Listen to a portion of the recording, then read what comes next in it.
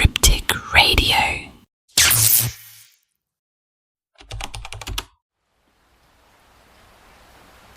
The countryside of early 19th century Tennessee was painted in hues of fading gold and deepening violet as dusk descended over the Bell homestead. Nestled on a stretch of rugged, untamed land, the small settlement of Adams had long been whispered about in hushed tones. A place where the ordinary mingled with the inexplicable, and the line between reality and myth blurred beneath the weight of an ancient curse. As the day surrendered to night, an eerie calm settled over the Bell property, a silence pregnant with secrets and shadowed with foreboding. For generations, the Bell family had called this land home. Their sturdy farmhouse, with its weathered clapboards and sagging porch, bore the marks of both time and toil. Yet it was not the physical decay that unsettled the hearts of the locals. Rather, it was the uncanny presence that seemed to hover around the property, a presence that had grown bolder with each passing year. The legend of the Bell Witch was woven into the fabric of local lore long before the family first felt its chilling touch. Even as the sun dipped below the horizon, the land seemed to breathe, exhaling an ancient lament that resonated with the secrets of old. On this particular autumn evening, the air was thick with anticipation and a subtle dread that crept along the edges of every whispered conversation. Jonathan Bell, the patriarch of the family, stood at the threshold of his home, his gaze fixed on the darkening woods beyond the fields. He was a man of quiet resolve, a stoic figure whose broad shoulders and weathered face bore the marks of a life spent battling nature's unpredictability.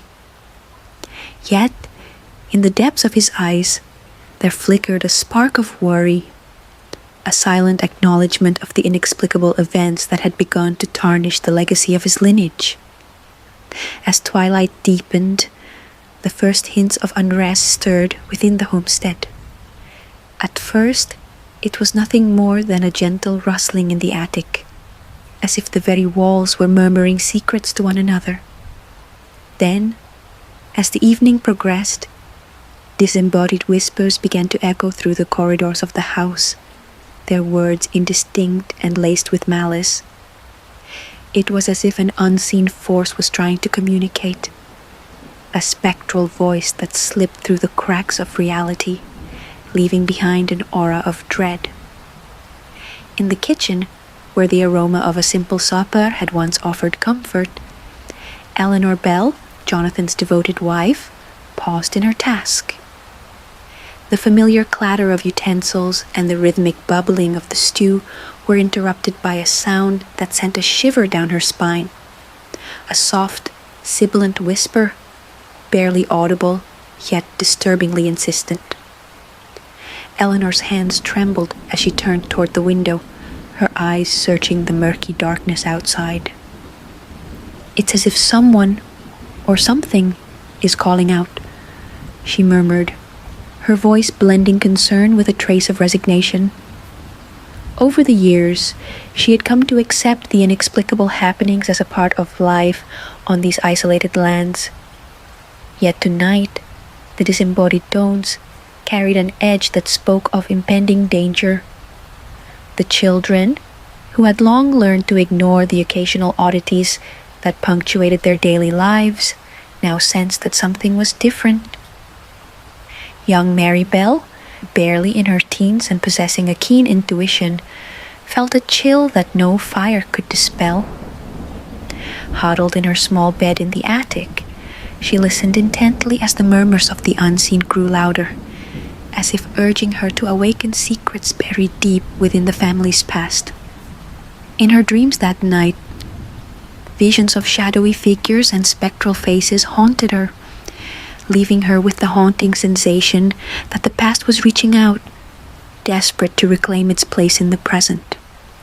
Outside, the ancient oaks that lined the property swayed in a ghostly dance under the silver light of a rising moon. Their gnarled branches, like bony fingers, clawed at the dark sky, as if pleading for reprieve from a curse that had long since taken root.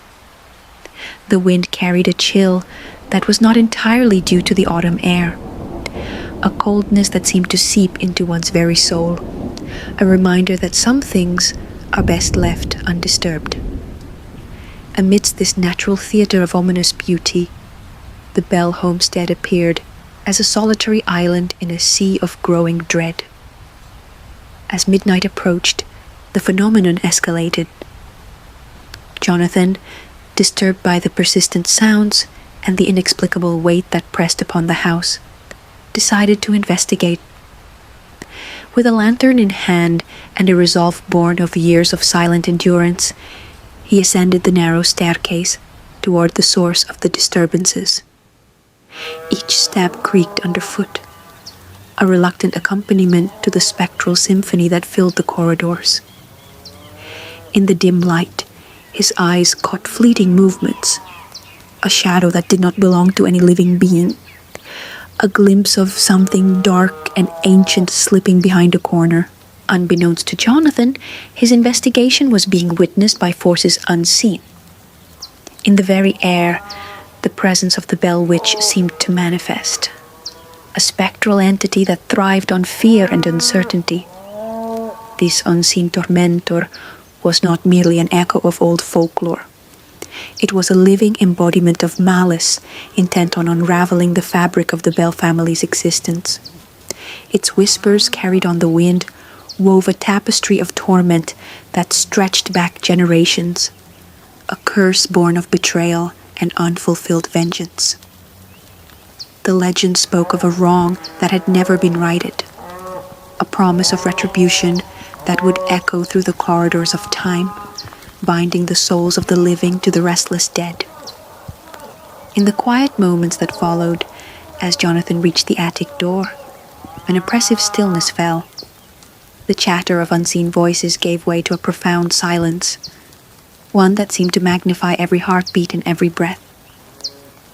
With a trembling hand, he pushed open the door, only to be met by a chill that defied the warmth of the lantern's glow.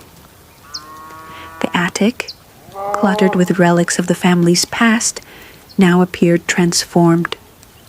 A mausoleum of memories where shadows whispered and time itself seemed to stand still. Among the dusty relics, a peculiar object caught Jonathan's eye. A small, intricately carved box that had been passed down through generations.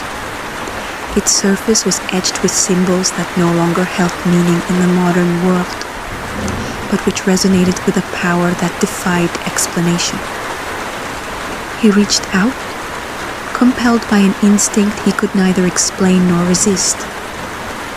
The moment his fingers brushed the cool wood, a sudden rush of cold air swept through the room, extinguishing the lantern's flame and plunging him into darkness. In that instant, a low, guttural laugh echoed around him, a sound so chilling that it threatened to shatter his sanity. For what felt like an eternity, Jonathan stood frozen, the darkness pressing in from all sides. The laughter faded, replaced by a cacophony of whispers that filled the attic with a malevolent energy. It was as if the very walls were speaking, recounting tales of anguish and despair, tales that hinted at a truth too terrible to confront. In the midst of this supernatural maelstrom, Jonathan's mind raced with questions that offered no solace. Who was this unseen tormentor? What ancient grudge had driven it to plague his family? And most importantly, could the cycle of terror ever be broken? As the night deepened, the spectral activity did not wane, but instead grew in intensity.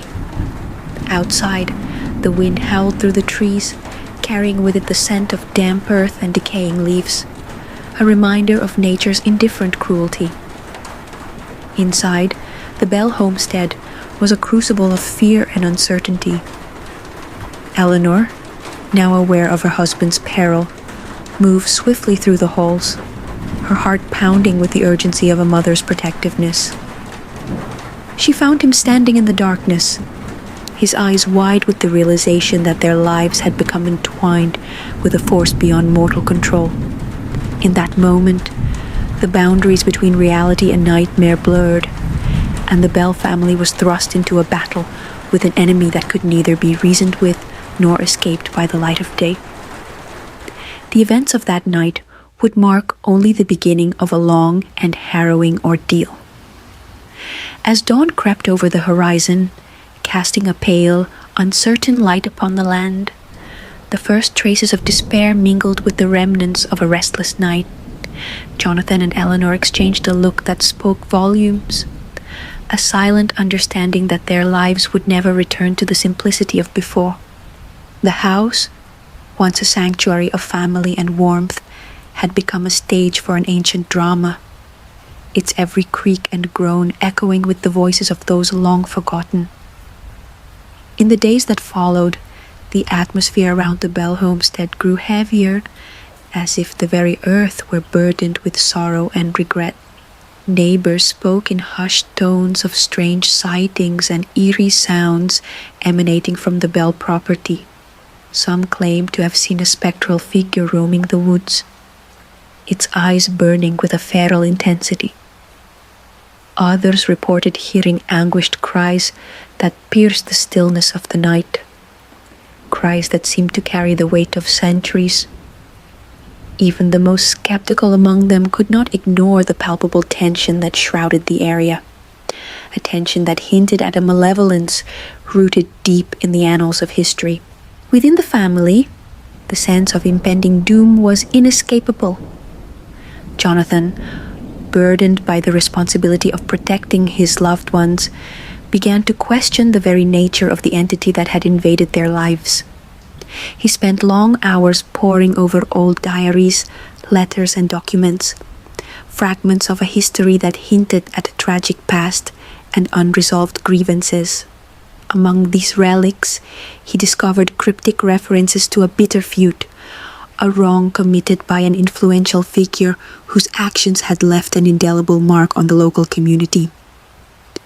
It became increasingly clear that the Bell Witch was not a random occurrence, but the embodiment of a vendetta that had transcended time. Each faded page whispered a narrative of betrayal, sorrow, and the relentless pursuit of justice by a spirit denied peace. Yet, even as Jonathan delved into the mystery, the sinister presence grew bolder in its manifestations. In the quiet hours of early morning, when the world was still cloaked in the aftermath of night's terrors, objects in the house began to move of their own accord. A vase would tip over without a warning. A door would slam shut with a force that seemed almost deliberate. The phenomenon defied logic, undermining every rational explanation that the family could muster. It was as if the very house had become a living testament to a curse that had been woven into its very foundations. One crisp morning, as the first light of dawn revealed a landscape shrouded in mist, Eleanor ventured into the parlor. The room, once filled with the warmth of familial chatter and the soft strains of a piano, now lay in disarray. Books were strewn about, and a painting of a serene pastoral scene had been disturbed to reveal a darker, more sinister image beneath, a visage that seemed to stare back with sorrowful, accusing eyes. Eleanor's heart pounded as she tried to piece together the meaning behind this unsettling discovery. It was a sign, she believed, that the Bell Witch was not merely content with haunting their nights, but was actively seeking to unravel the threads of their reality.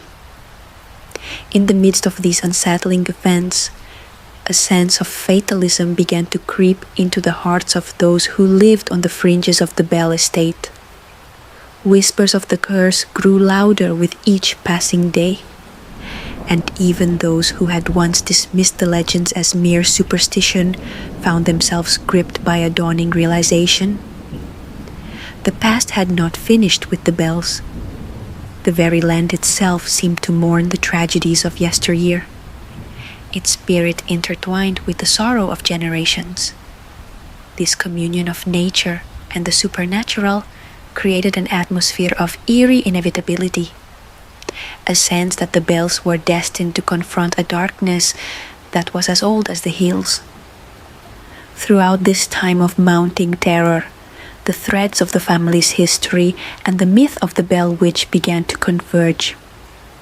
Jonathan's investigations led him to discover that the roots of this malevolent presence extended far deeper than the immediate family history.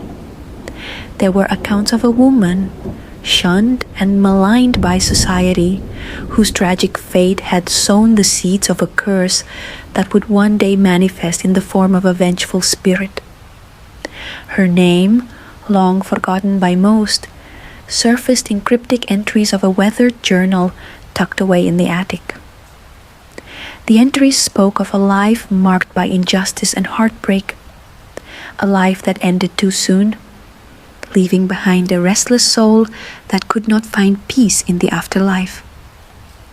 It was this soul, Jonathan began to suspect with a growing certainty, that had become the Bell Witch, a spectre determined to exact its revenge on a lineage it held responsible for its untimely demise.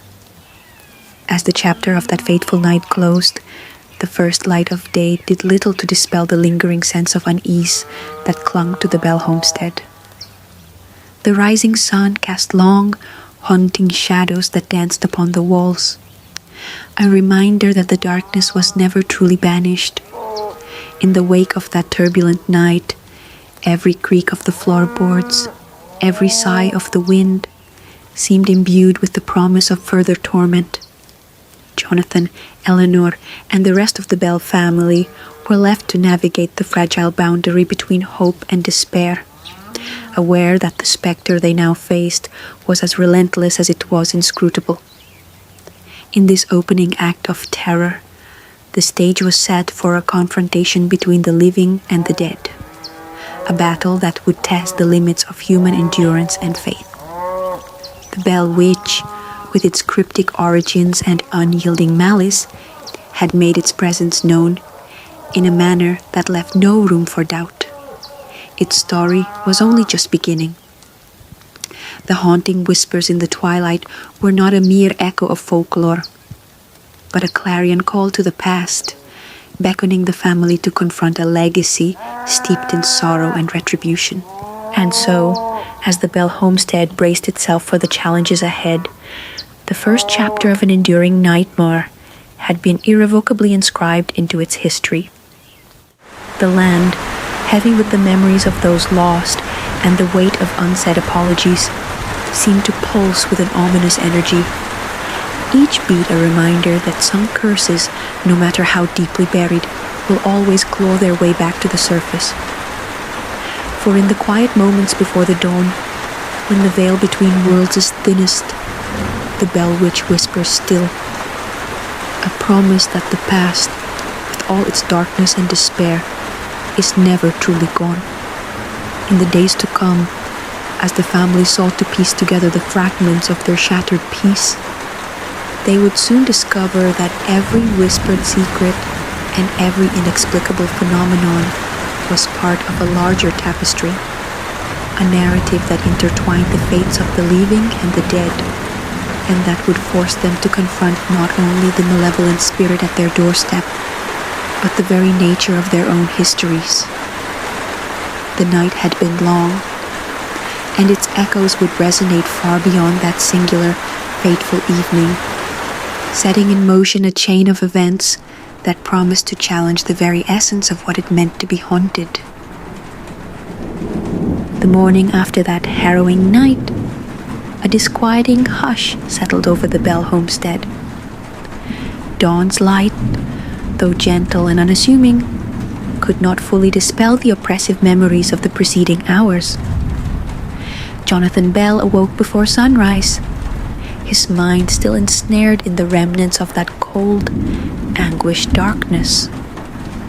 The carved box from the attic, its intricate patterns echoing the cryptic symbols of an ancient language, lay heavy on his thoughts. It was as if the object itself had absorbed the terror of that night, and was now a silent beacon summoning him to unlock its mysteries. Eleanor, whose warm eyes belied the inner turmoil that now coursed through her veins, moved about the house with an almost mechanical precision. The aroma of freshly baked bread mingled with an underlying note of damp earth and decay, a stark reminder that the normalcy of their daily routines had been forever altered.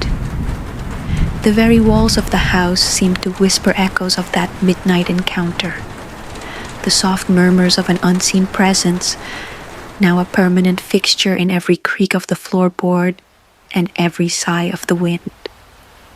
In the quiet hours of early morning, as the family gathered around a modest breakfast table, a shared sense of unease loomed large. Jonathan's furrowed brow and distant gaze spoke volumes of the questions that had taken residence in his mind. "Eleanor," he began slowly, his voice low and measured. "There's something about that box.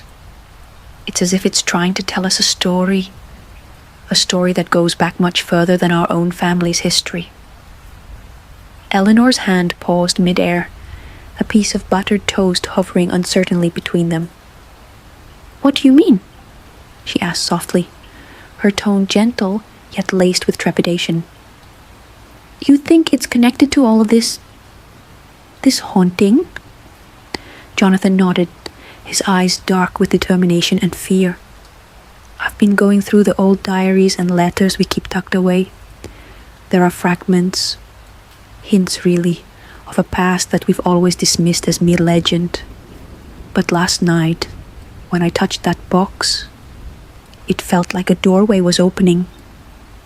I felt a pull, as if the spirit behind it was desperate to be understood." The conversation was interrupted by a distant, mournful cry that seemed to come from nowhere and everywhere at once. A reminder that the boundary between the living and the dead had irrevocably thinned. Eleanor shivered and murmured, "It's not just our minds playing tricks, is it?" The question hung in the air, unanswered and unsettling, as the day pressed on with an ever-growing intensity. Over the next few days, Jonathan devoted himself to a painstaking study of the family's old records. By the dim light of an oil lamp in the attic, surrounded by yellowed pages and faded ink, he uncovered a series of journals written by his ancestors. These fragile documents recounted tales of sorrow and inexplicable occurrences, each entry hinting at the legacy of a vengeful spirit. In one particularly cryptic passage, a long-forgotten relative wrote of the cursed soul of a woman wronged, a spirit who would not rest until justice was meted out. The name of this spectral woman had been carefully omitted, as if the writer feared invoking her presence once more. As Jonathan pored over these records, the narrative of the Bell Witch began to take shape, a tale woven from threads of betrayal, heartbreak, and unresolved vengeance. The journals hinted that the witch was not an entity born of random malevolence, but a tormented soul whose tragic life had been marred by injustice. According to one faded entry, she had once been a healer, respected and revered for her wisdom, until a series of calamities and misfortunes led to her ostracization. Rumors had swirled about her involvement in mysterious cures and forbidden rites, whispers that eventually spiraled into accusations of witchcraft. In a cruel twist of fate, the community that had once sought her aid turned on her, condemning her to a fate that would bind her spirit to the very land she had once nurtured. In a quiet moment of reflection, Jonathan found himself sitting in a creaking wooden chair, the journal open before him as the soft morning light filtered through grimy windows. The words on the pages seemed to pulse with an eerie life of their own, each sentence a heartbeat in the long, unending tale of suffering. "She was betrayed," one passage read, "and in her despair, She cursed those who had wronged her, vowing that her agony would be passed down through the generations. The curse, it appeared, had not been an isolated act of revenge, but a binding force that latched onto the very essence of the Bell family, intertwining their fate with hers. Outside, the countryside remained a paradox of serene beauty and latent menace.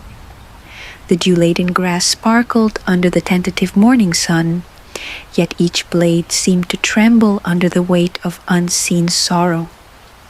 The nearby woods, dense and ancient, held secrets that stretched back to a time when the natural world was still deeply connected to the supernatural. As Jonathan stepped outside for a rare moment of fresh air, he felt an almost imperceptible pull, an urging to explore the perimeters of the land, as if the land itself was trying to reveal long-buried truths. That afternoon, driven by an unquenchable thirst for understanding, Jonathan made his way to the small town of Adams. The town, with its modest streets and weathered storefronts, was steeped in a history that resonated with the supernatural. There, he sought out Mr. Harlan, an elderly man reputed to be the keeper of local lore. Harlan's modest home was filled with relics of bygone eras, a dusty radio, faded photographs, and an assortment of trinkets that whispered stories of a long-forgotten past. Over a pot of lukewarm tea in the dim glow of an oil lamp, Jonathan recounted the recent events and his discovery of the journals. Harlan listened intently, his lined face growing grave with each detail. "You've stirred a sleeping beast, son," he warned in a low, gravelly tone. "The Bell Witch is not merely a tale to scare children. She is a wound in the fabric of our town's history, a reminder that some sins are never forgiven." Harlan spoke of the witch's legend as though it were a living entity, describing how the spirit had been seen wandering near the edge of the woods, its eyes glowing with an otherworldly fire, its voice echoing through the valleys on moonlit nights. Harlan's words painted a picture of a dark past, one where the witch's presence was both feared and pitied. "She was once a woman of great kindness," Harlan recalled, his voice trembling with remembered sorrow. "But betrayal and injustice twisted her soul. The pain she endured turned her into a harbinger of doom, a spirit condemned to roam, seeking solace in vengeance. And now, her fury has found new victims in the Bells."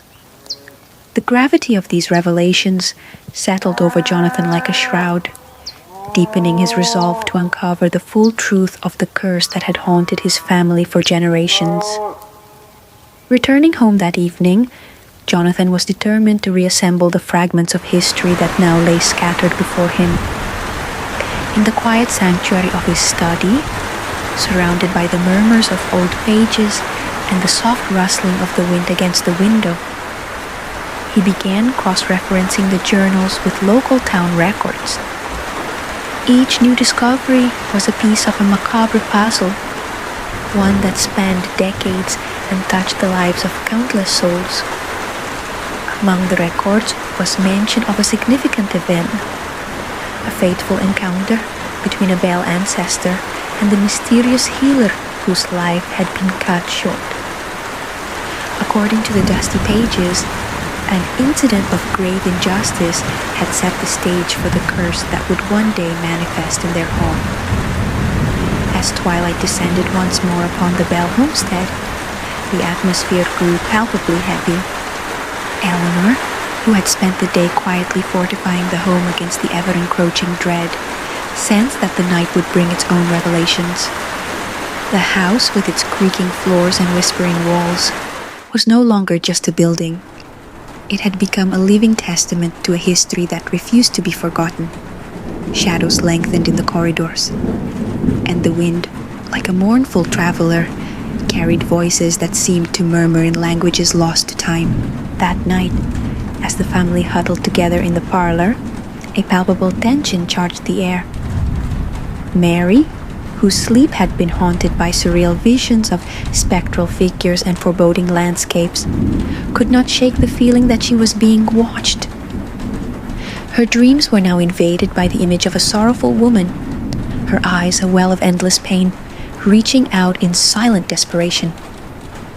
In these nocturnal visions, Mary saw not a malevolent force, but a tragic soul, a remnant of a past marred by betrayal. The realization that this presence might be tied to her own lineage sent ripples of fear through her young heart, yet also a strange, almost empathetic understanding. As midnight neared, the house began to stir with inexplicable energy. Objects shifted in the periphery of vision, and the temperature in certain rooms plummeted, as though the very air were saturated with grief. Jonathan, still immersed in his studies, sensed that the answers he sought were within reach, but that each revelation came with a price. In the dim light of his study, he opened a hidden compartment in an old desk, discovering letters and sketches that had been passed down in secret. These documents, written in a hurried, almost desperate hand, recounted the tragic story of the witch in even greater detail. They spoke of a love betrayed, of promises broken under the harsh glare of societal scorn, and of a life cut short by the venom of envy and fear. The letters revealed that the witch had once been a midwife, revered for her compassion and gentle touch. Yet, when a series of misfortunes befell the community, suspicion and superstition turned the people against her. In one particularly poignant letter, the writer described how a bitter rival had orchestrated her downfall by accusing her of consorting with dark forces. The witch's pleas for justice went unheeded, and in the aftermath of her public disgrace, she vanished into the shadows of the forest. But her departure was not an escape. It was the beginning of a relentless quest for retribution. The curse, as documented in these letters, was a manifestation of her despair, a lingering vendetta aimed at those who had played a part in her undoing. By the time the clock struck midnight, Jonathan felt as though he were on the precipice of a revelation that would shatter the fragile barrier between the known and the unknown. The interplay of fact and folklore wove together a tapestry of pain, loss, and retribution that spanned centuries. He carefully laid out all the documents on a long, scarred oak table, their pages illuminated by the flickering flame of a single candle. As he traced his finger over the faded ink and delicate script, a sudden chill swept through the room. It was as if the very act of uncovering these hidden truths had stirred the dormant spirit within the walls. In that moment, the air grew dense with a presence that could be felt rather than seen. The whispers returned, this time more insistent, as if demanding acknowledgement. Jonathan's heart pounded in his ears while the candle flame danced wildly, casting monstrous shadows that writhed along the walls. It was then that he realized the true nature of the curse was not merely an abstract memory, but a living, breathing force. The spirit of the wronged woman had found a conduit through which to express her anguish, and the Bell homestead had become the stage for her silent lament. Outside, the wind howled as if mourning the fate of the lost soul, and the forest beyond the field seemed to lean in, eager to listen to the secrets of the night. Eleanor, now awakened by a premonition of doom, ventured into the hallway, her eyes searching the darkness for a sign. In the distance, she heard the unmistakable sound of footsteps, soft, deliberate, and impossibly measured, tracing a path along the creaking wooden floor. Each step resonated with a deliberate intent, as though an unseen visitor were pacing the corridors with an agenda of its own. Unable to contain her mounting anxiety, Eleanor followed the sound to the parlor, where the ancient grandfather clock struck the midnight hour with a deep, resonant chime. In the brief pause that followed, the silence was shattered by a sudden, guttural whisper that seemed to emanate from within the very walls. "Remember," it breathed, a single word laden with sorrow and warning. Eleanor's blood turned to ice as she exchanged a look with Jonathan, who had now joined her in the parlor, his expression a mixture of resolve and terror. They both knew that the night was far from over. The presence that had tormented them was not a random aberration, but a deliberate invocation, a call from the past that demanded acknowledgement and perhaps retribution. In that charged atmosphere, the weight of the curse became all too palpable. It was as if the house itself had transformed into a mausoleum of memories, each creak and rustle a reminder of lives once lived and lost. In the days that followed, the Bell homestead continued to be a theater of spectral activity.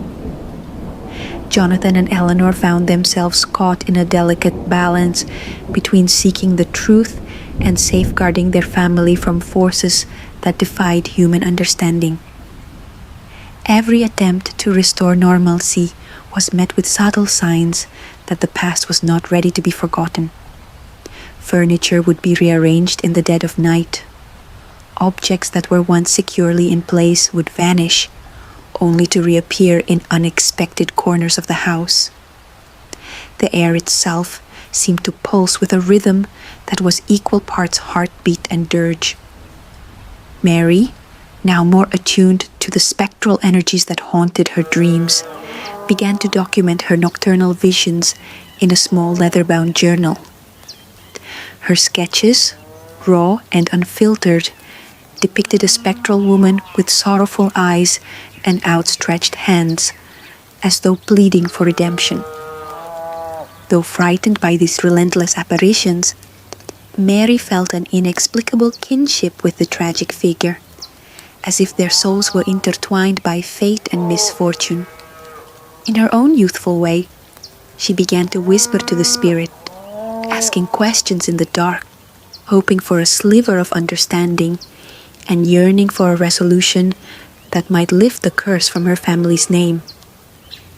Late one stormy evening, when the wind battered the eaves and the rain lashed at the windows, Jonathan gathered the family in the parlor for what he hoped would be a turning point. The flickering light of a single lantern cast a circle of trembling illumination, and in the center of the table lay the fragile documents, the diaries, letters, and sketches that now formed the mosaic of their haunted legacy. With a steady voice that belied his inner turmoil, he began to recount the story that had unfolded through his research, linking the cursed past to their present torment. He spoke of a woman betrayed by those she had once loved, whose sorrow had turned into a malediction that festered in the very soil beneath their feet. His words, though soft and deliberate, carried a gravity that seemed to press upon the listeners with the weight of centuries. Eleanor listened with tearful eyes, each detail etching itself into her memory like the delicate, irreversible patterns of frost on a window pane. In her heart, she recognized the familiar pain of injustice, a sorrow that transcended time and resonated deeply with the unspoken struggles of her own life. Together, they began to entertain the possibility that the key to breaking the curse lay not in fear and avoidance, but in confronting the wounds of the past with compassion and understanding. As the storm raged outside, an almost imperceptible shift occurred within the homestead. A sense of inevitability mingled with a fragile hope, a hope that by acknowledging the tragic history that bound them, they might begin to dissolve the chains of retribution. Yet, even as this tentative optimism took root, the air remained thick with an unyielding reminder that the Bell Witch was far from appeased. The ancient, sorrowful eyes of the spirit seemed to peer through the veil of time, observing the family's efforts with a mixture of longing and lingering malice. That night, as the family retired to uneasy sleep, the house whispered of secrets yet to be revealed. In the silent hours before dawn, when dreams and reality merged into an indistinguishable haze, Eleanor awoke with a start. She found herself standing at the foot of an old staircase, drawn inexplicably to the attic once more. There, bathed in the ghostly glow of moonlight filtering through a small grimy window, lay a solitary object, a delicate locket, half buried beneath a pile of dusty memories. Its ornate design was reminiscent of the same symbols that adorned the carved box, a subtle yet unmistakable link to the tragic soul that haunted their nights. With trembling fingers, Eleanor picked up the locket and opened it. Inside, she discovered a faded portrait of a woman whose sorrowful eyes mirrored the anguish detailed in Jonathan's journals. The realization struck her with a profound intensity. This locket was not merely a relic, but a tangible connection to the witch's lost life, a life marred by betrayal and heartache. In that moment, the whispers of the house grew louder, as though the very walls were urging her to piece together the fragments of a story long suppressed.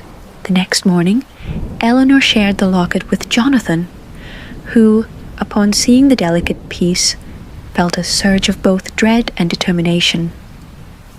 "This," he murmured, "is a part of her legacy. We must learn who she was, her hopes, her dreams, and ultimately the injustice that condemned her spirit." In the days that followed, the couple embarked on a painstaking quest to trace the origins of the locket. They scoured local archives, consulted aging records at the town's modest library, and even sought the counsel of a retired schoolteacher reputed to have an uncanny knack for remembering the town's forgotten histories. The search led them down a labyrinth of old family trees, court records, and personal letters that had lain dormant in dusty attics and forgotten boxes. Each new discovery illuminated another facet of the witch's tragic existence. They learned that she had once been known as Annabelle, an empathic midwife whose kindness had earned her the love of many, until jealousy and fear corrupted the hearts of those who had once revered her. Her downfall, it seemed, had been orchestrated by a powerful family whose influence extended far beyond Adam's. The very notion that such a revered figure could be cast aside so callously sent chills down Jonathan's spine, reinforcing the idea that the curse was born of deep-seated wounds that had festered over generations.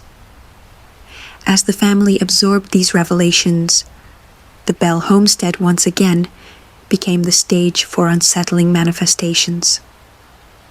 Late one evening, while Jonathan was poring over a particularly revealing set of letters that detailed the final days of Annabelle's life, a spectral figure appeared at the window of his study. The form was barely discernible, a pale outline draped in a tattered shawl, her eyes distant and sorrowful. For a brief, heart-stopping moment, Jonathan felt as if he were staring into the soul of the woman whose curse had haunted his family for so long. Then, as if the sight had been a mere trick of the light, the figure vanished into the night, leaving behind a silence laden with both regret and forewarning. In the ensuing weeks, a delicate dance unfolded between the living and the dead within the walls of the Bell homestead. Jonathan and Eleanor found themselves locked in an unspoken dialogue with the past. A conversation mediated by faded letters, antique relics, and the spectral presence of Annabelle herself. Each day brought new challenges and revelations as the family attempted to bridge the chasm that separated their world from that of the wrong spirit. The atmosphere was heavy, with both mourning and the quiet hope that understanding might eventually lead to absolution. Yet, as the nights grew longer and the shadows deepened, the sense of urgency became undeniable. Mary's dreams grew more vivid, her sketches more urgent in their message. In one particularly haunting vision, she saw Annabel standing at the edge of a misty river, reaching out with desperate eyes as the water threatened to carry her away. The dream left Mary trembling and convinced that the only way to break the cycle of torment was to acknowledge the deep-seated injustice at the heart of the curse. She began to confide in Jonathan and Eleanor about her nightly visitations, her voice a blend of youthful innocence and a wisdom born of hardship. "We must speak her name," she insisted softly one evening, "and let her know that we understand. Only then can the sorrow be eased." Emboldened by Mary's impassioned pleas and the mounting evidence of Annabel's tragic past, Jonathan resolved that it was time for the family to confront the lingering spirit directly. In a carefully planned ceremony, drawing on both the old traditions of the land and the newfound insights gleaned from the journals and letters, the Bells gathered in the parlor one cool, moonlit night. They lit candles and laid out the artifacts of Annabel's life. The locket, the carved box, the fragile pages of long-forgotten diaries, each item a symbol of the life that had been so brutally extinguished. As they began their solemn ritual, the atmosphere in the room shifted perceptibly. The usual whispers of the house grew into a low murmur, as though the very fabric of the night was listening intently. Jonathan spoke in a calm, measured tone, addressing the presence as if it were an old friend burdened with sorrow. "Annabel," he intoned, "we know your pain. We see the injustice that was done to you, and we beg for your forgiveness, not on our behalf, but for your own peace. Let us honor your memory and mend the wounds that have festered for too long." For a long, breathless moment, the room was still. Then, as if stirred by the sincerity of their plea, a gentle warmth began to spread through the parlor, a warmth that belied the cold terror of previous nights. The candles flickered in a soft, harmonious dance, and the oppressive weight of the curse seemed to momentarily lift, replaced by an almost imperceptible sigh of relief. Yet, even as hope glimmered faintly in that fragile light, the Bells knew that this was only the beginning of a long journey, a journey that would force them to confront not only the tragic past of Annabel, but the darker forces that lurked in the shadows of their own hearts. In that tender moment of communion between the living and the dead, the Bell homestead stood as a testament to the resilience of the human spirit, a spirit capable of compassion even in the face of unspeakable sorrow. The ritual did not banish the darkness entirely, nor did it promise that the haunting would cease immediately. Instead, it opened a new chapter in the struggle for redemption, one in which the past and the present were irrevocably intertwined, each seeking a measure of healing from wounds that spanned generations. As the night waned and the first hints of dawn began to illuminate the horizon, Jonathan, Eleanor, and Mary found themselves united by a renewed sense of purpose.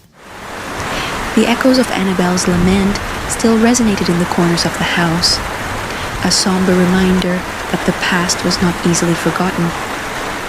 But with every whispered word and every tear shed in quiet solidarity, they took one more step toward understanding, a step that might one day break the chains of the curse and finally bring peace to a soul long tormented by betrayal.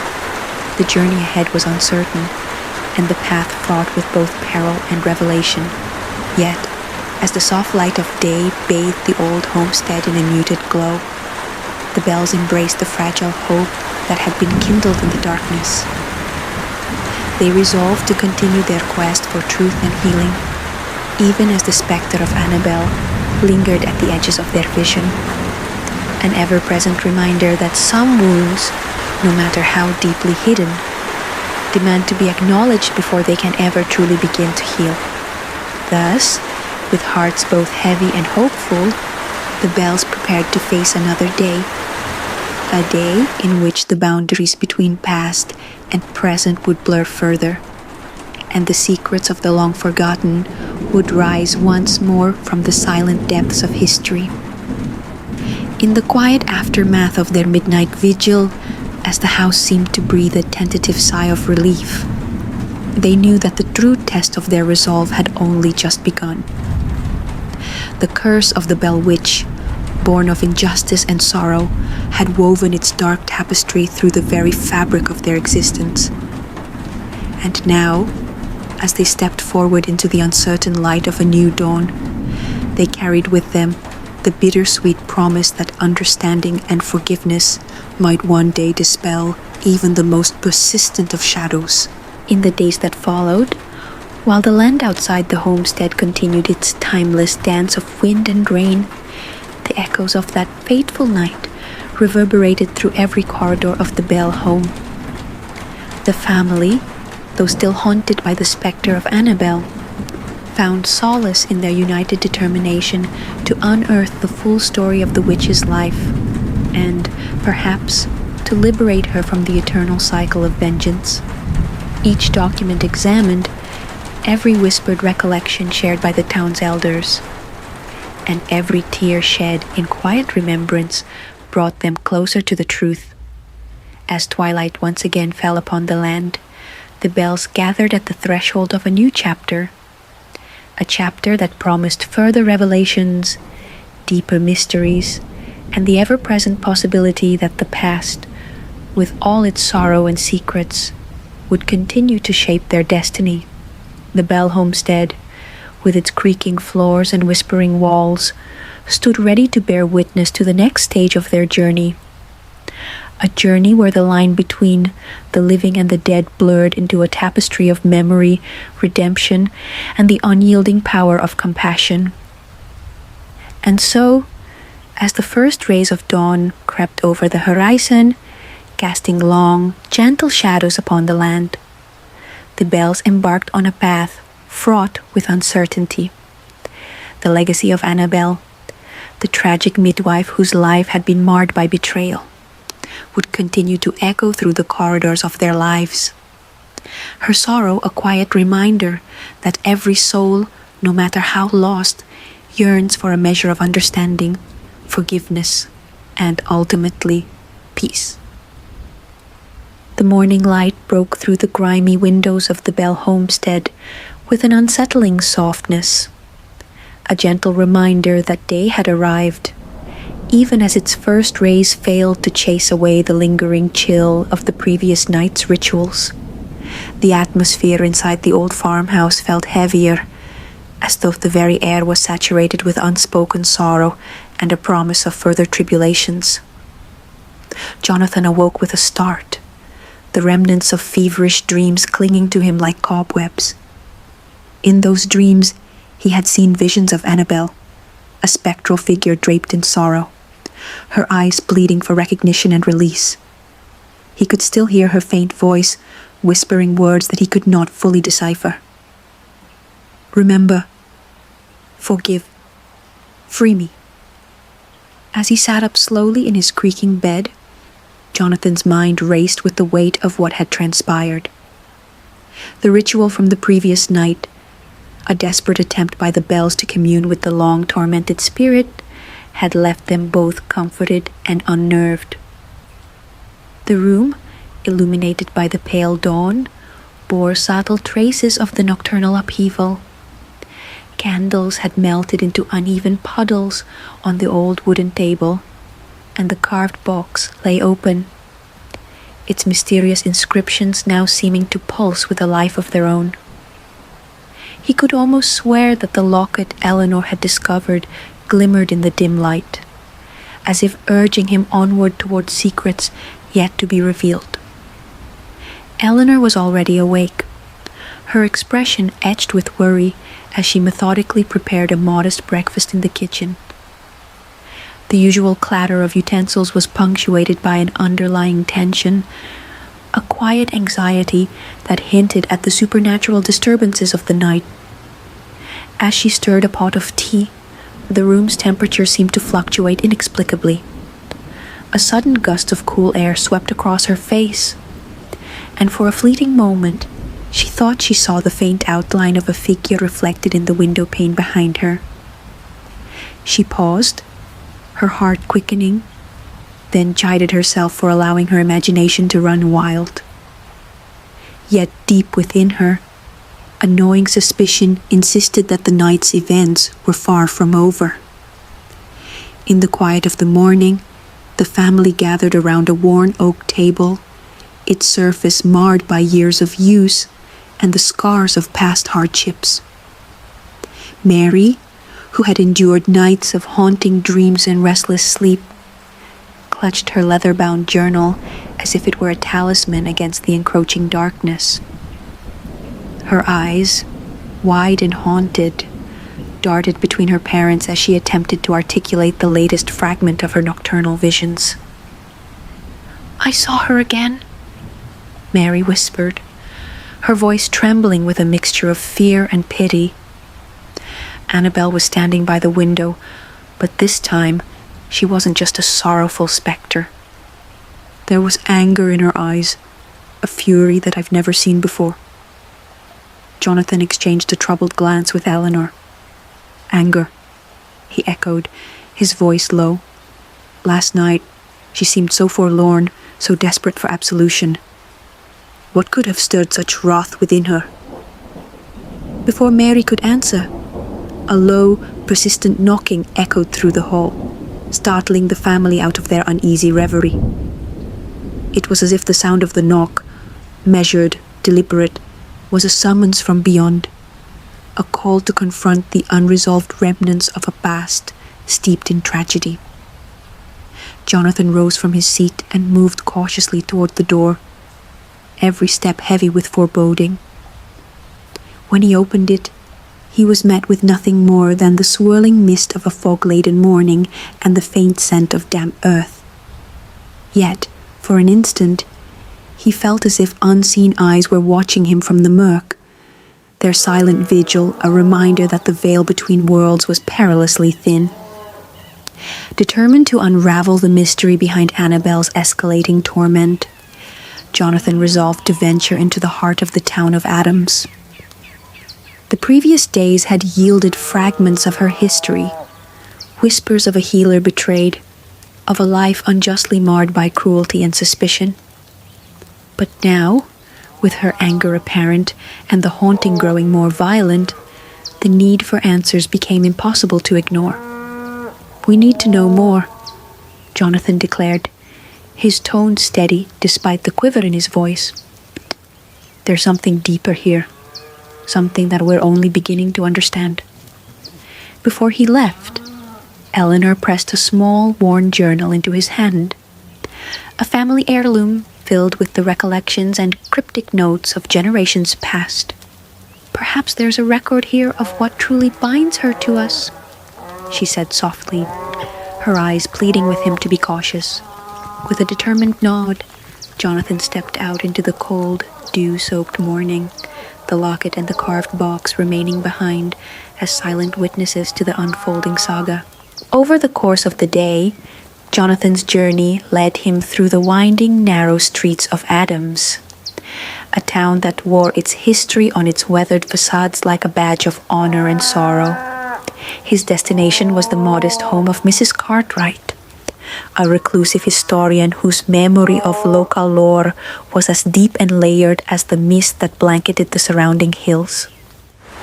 Mrs. Cartwright welcomed him with a knowing smile, as if she had long been expecting his visit. "The past never truly dies, Jonathan," she murmured as she ushered him into a parlor lined with faded photographs and dusty relics. "It only waits, restless and yearning to be remembered." Over cups of lukewarm tea and amid the soft creak of antique floorboards, Jonathan recounted the recent disturbances, the ritual, the appearance of the carved box, the locket, and Mary's haunting visions. Mrs. Cartwright listened intently, her eyes reflecting both sympathy and a profound sadness. Annabel, she sighed, was not always a figure of wrath.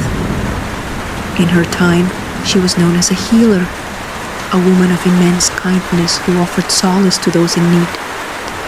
But when the community's trust faltered and envy took root, she was cast aside, maligned, and eventually condemned without true cause.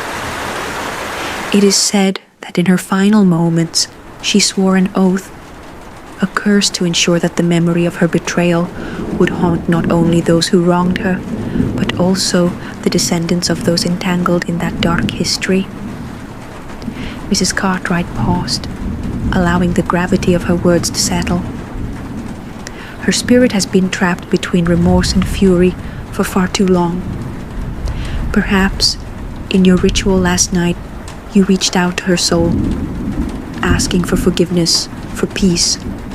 But her pain is far deeper than we imagined. Her anger might be the result of unhealed wounds, of a betrayal that still festers in the fabric of your family's past. Jonathan left Mrs. Cartwright's home with a mind burdened by new revelations. The historian's words painted a picture of Annabel not merely as a ghostly tormentor, but as a woman whose life had been shattered by injustice. A woman whose unspoken pain now manifested in spectral fury. As he made his way back to the Bell homestead, the sky grew dark with gathering clouds, and the wind picked up a mournful cadence, as if nature itself lamented the unresolved sorrows of the past. Back at the homestead, Eleanor and Mary had been anxiously awaiting his return. The moment Jonathan stepped through the door, a palpable tension filled the air. "Mrs. Cartwright confirmed something we feared," he began, setting his bag on the worn table. Annabel was once a beloved healer, a woman wronged by those she trusted. Her curse, this haunting, was born of that deep betrayal. And now her anger is rising. We must act before her fury turns from sorrowful lamentation into something far more dangerous. Mary clutched the locket tightly, her eyes distant as if replaying another of her vivid dreams. "I've seen her too," she murmured, voice barely audible. "Not just as a mournful spirit, but as a force that moves with purpose.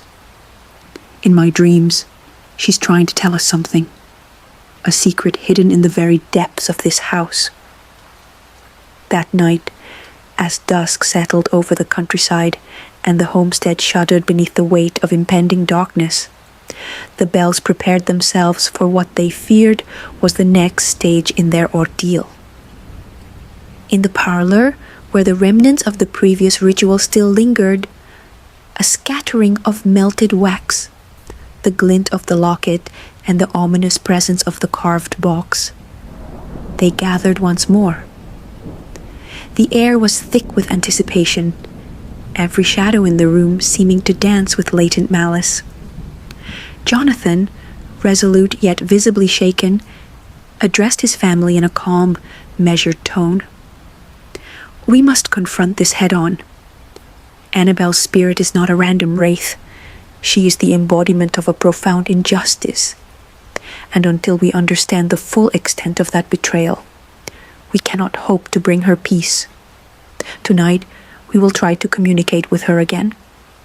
But this time, we must be prepared for her anger." Eleanor's eyes filled with tears, not only from fear, but also from an overwhelming empathy for the tormented soul they sought to understand.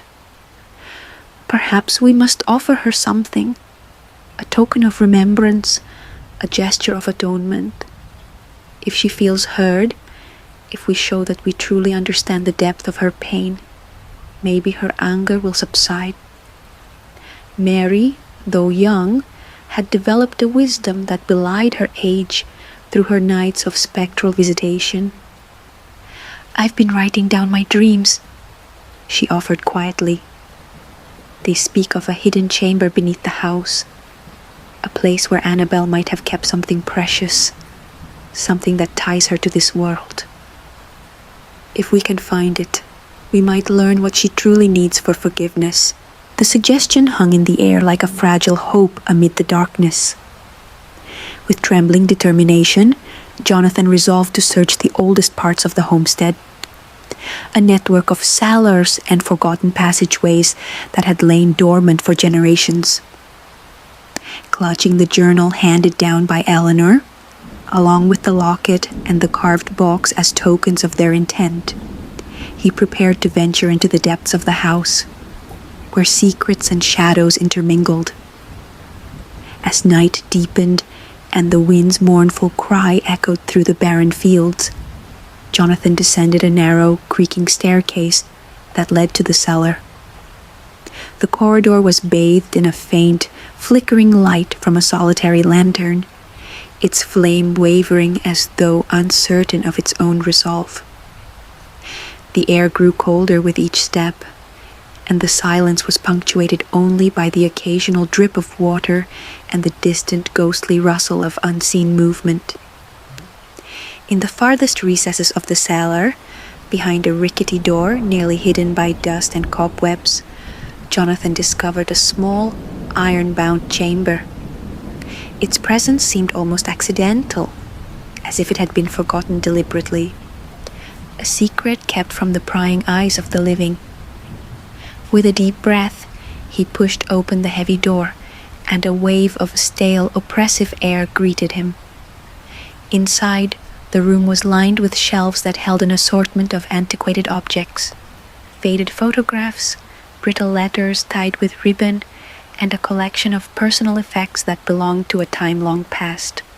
Among these relics, Jonathan's eyes were drawn to a small, intricately carved wooden chest, its surface marked with the same symbols that adorned the carved box from the attic. His heart pounded as he knelt to examine it, and with trembling hands, he carefully opened the chest. Inside lay a bundle of documents, a diary with a worn leather cover, and a delicate porcelain figurine. A miniature representation of a woman cradling a child, her face etched with sorrow and quiet resilience. As he leafed through the diary, Jonathan discovered entries written in a flowing, elegant hand.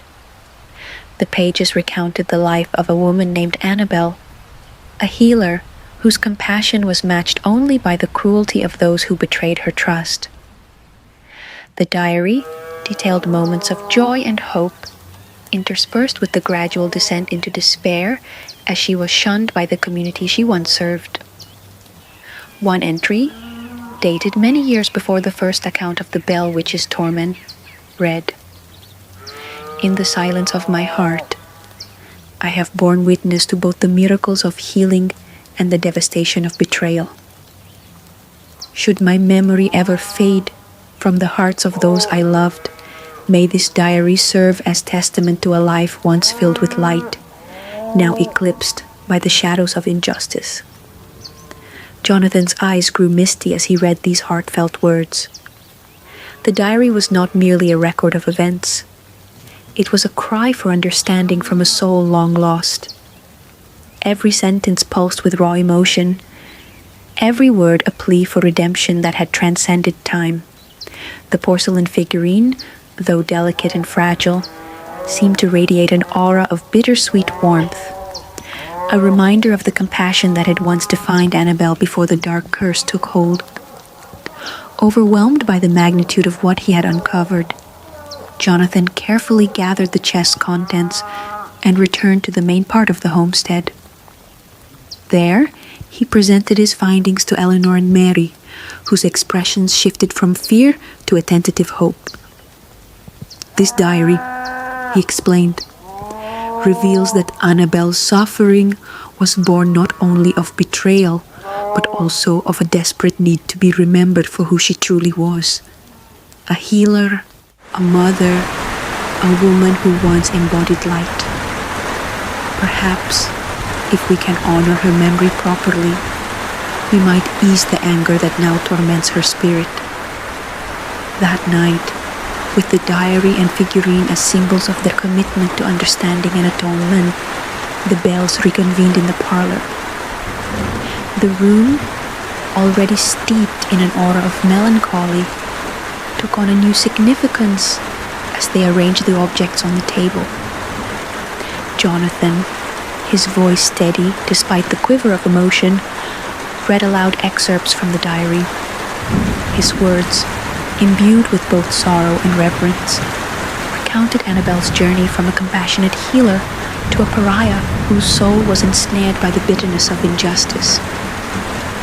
Eleanor added soft words of apology and recognition, acknowledging the wrongs committed by those who had once condemned Annabelle.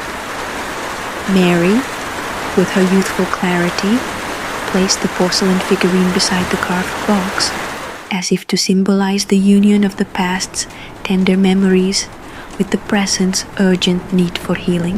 As the family's voices merged into a quiet, heartfelt invocation, the atmosphere in the room shifted imperceptibly.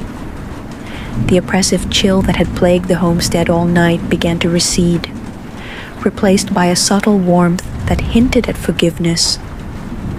The carved box, the locket, the diary, all seemed to glow faintly in the candlelight, as if touched by an unseen hand. For a long silent moment, the only sound was the soft murmur of the wind outside, carrying with it a promise that perhaps the cycle of vengeance could be broken. But as the clock neared midnight, a sudden, dissonant sound shattered the fragile peace.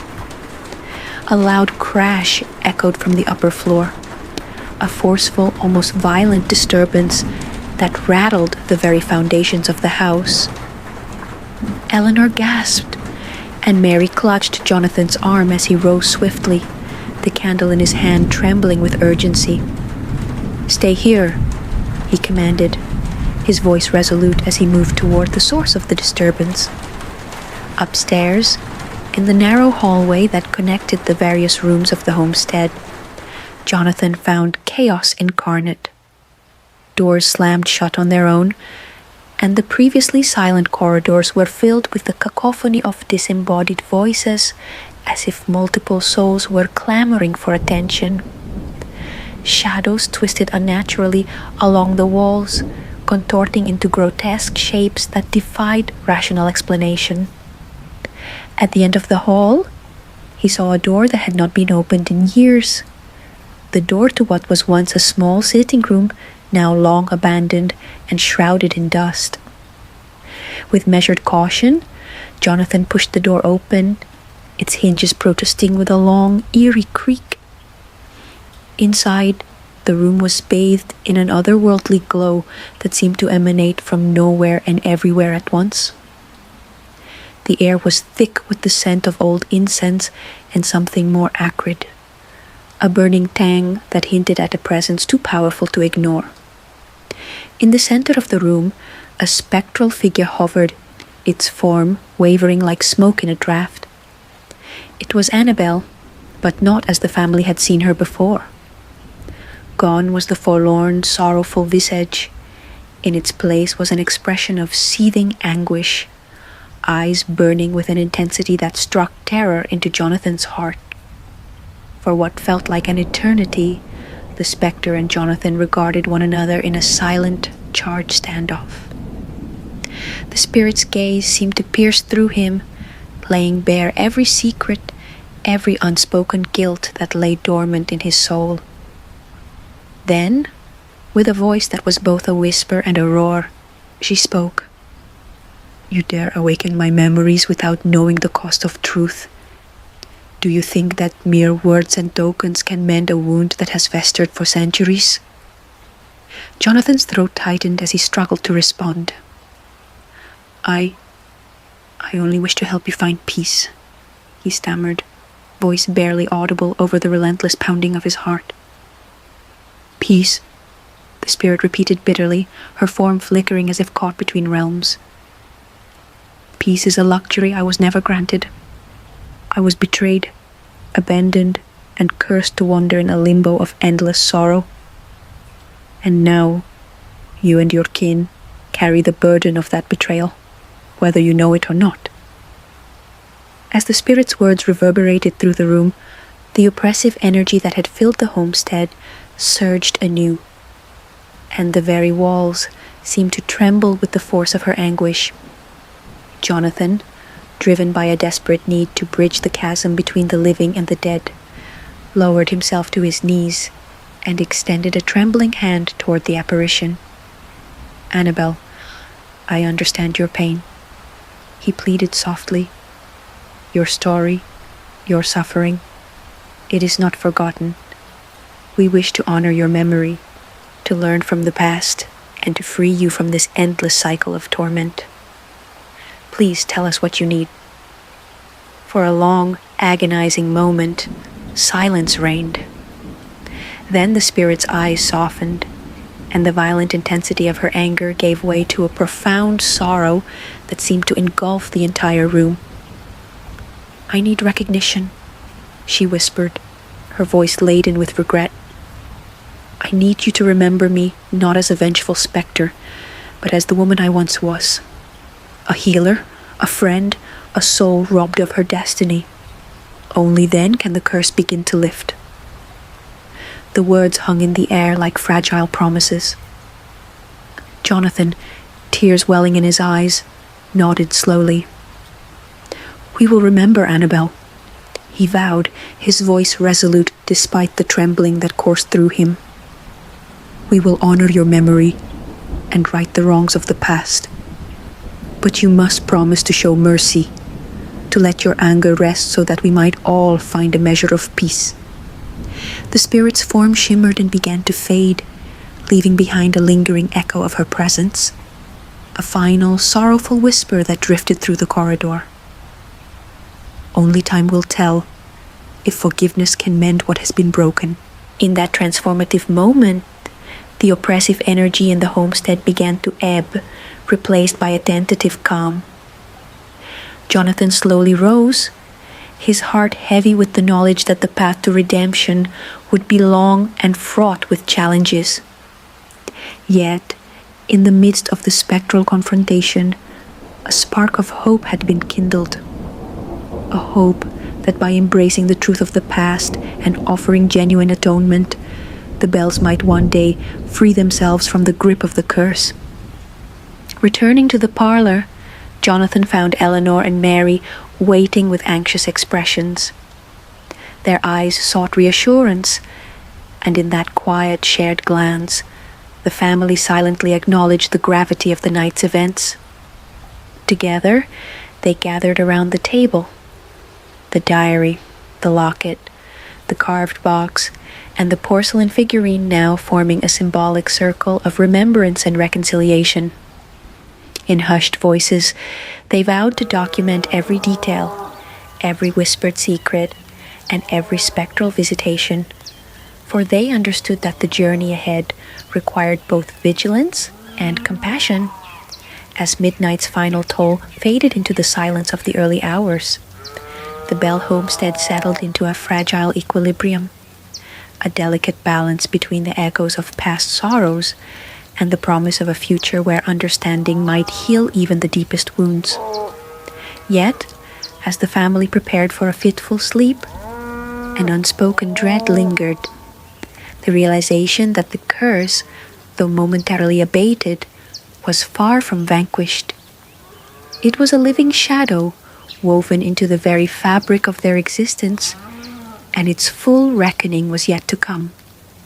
Outside, the wind whispered through the barren trees, carrying with it the remnants of Annabel's lament and the silent promise that the past, with all its unspeakable pain and enduring mysteries, would continue to shape the destiny of the Bell family. The night was long and the path to redemption uncertain, but in that twilight space between despair and hope, the Bells had taken their first true steps toward breaking the curse that had haunted them for generations. And so, as the first light of dawn crept over the horizon once more, the family slept fitfully, each lost in dreams of sorrow and reconciliation, of spectral voices pleading for remembrance and mercy. In those dreams, Annabel's presence lingered, not as a malevolent force of retribution, but as a tragic soul yearning to be freed. The echoes of her story, woven through time and bound by a curse that defied reason, would continue to reverberate in the quiet halls of the Bell homestead, setting the stage for the next chapter in this long and haunting saga. In the days to come, as the Bells gathered more evidence of the past, and as the manifestations of the Bell Witch grew both in intensity and in complexity, they would learn that the boundaries between memory and reality, between forgiveness and retribution, were far more tenuous than they had ever imagined. Each revelation, each whispered secret from the depths of history, would test their resolve and force them to confront not only the darkness outside, but the shadows lurking within their own hearts. The day broke with an uneasy hush over the Bell homestead. A reluctant dawn that crept in through cracked windows and stained glass, as if hesitant to intrude upon the secrets hidden within.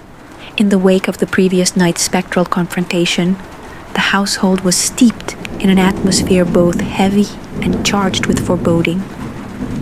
It was as if every corner of the old house murmured with the memories of sorrow and fury, each creak of the floorboards echoing a lament from a long-forgotten past. Yet, with the tender light of morning came a new resolve. The Bells were determined to unearth the full truth behind Annabelle's curse, even if it meant descending further into the depths of darkness.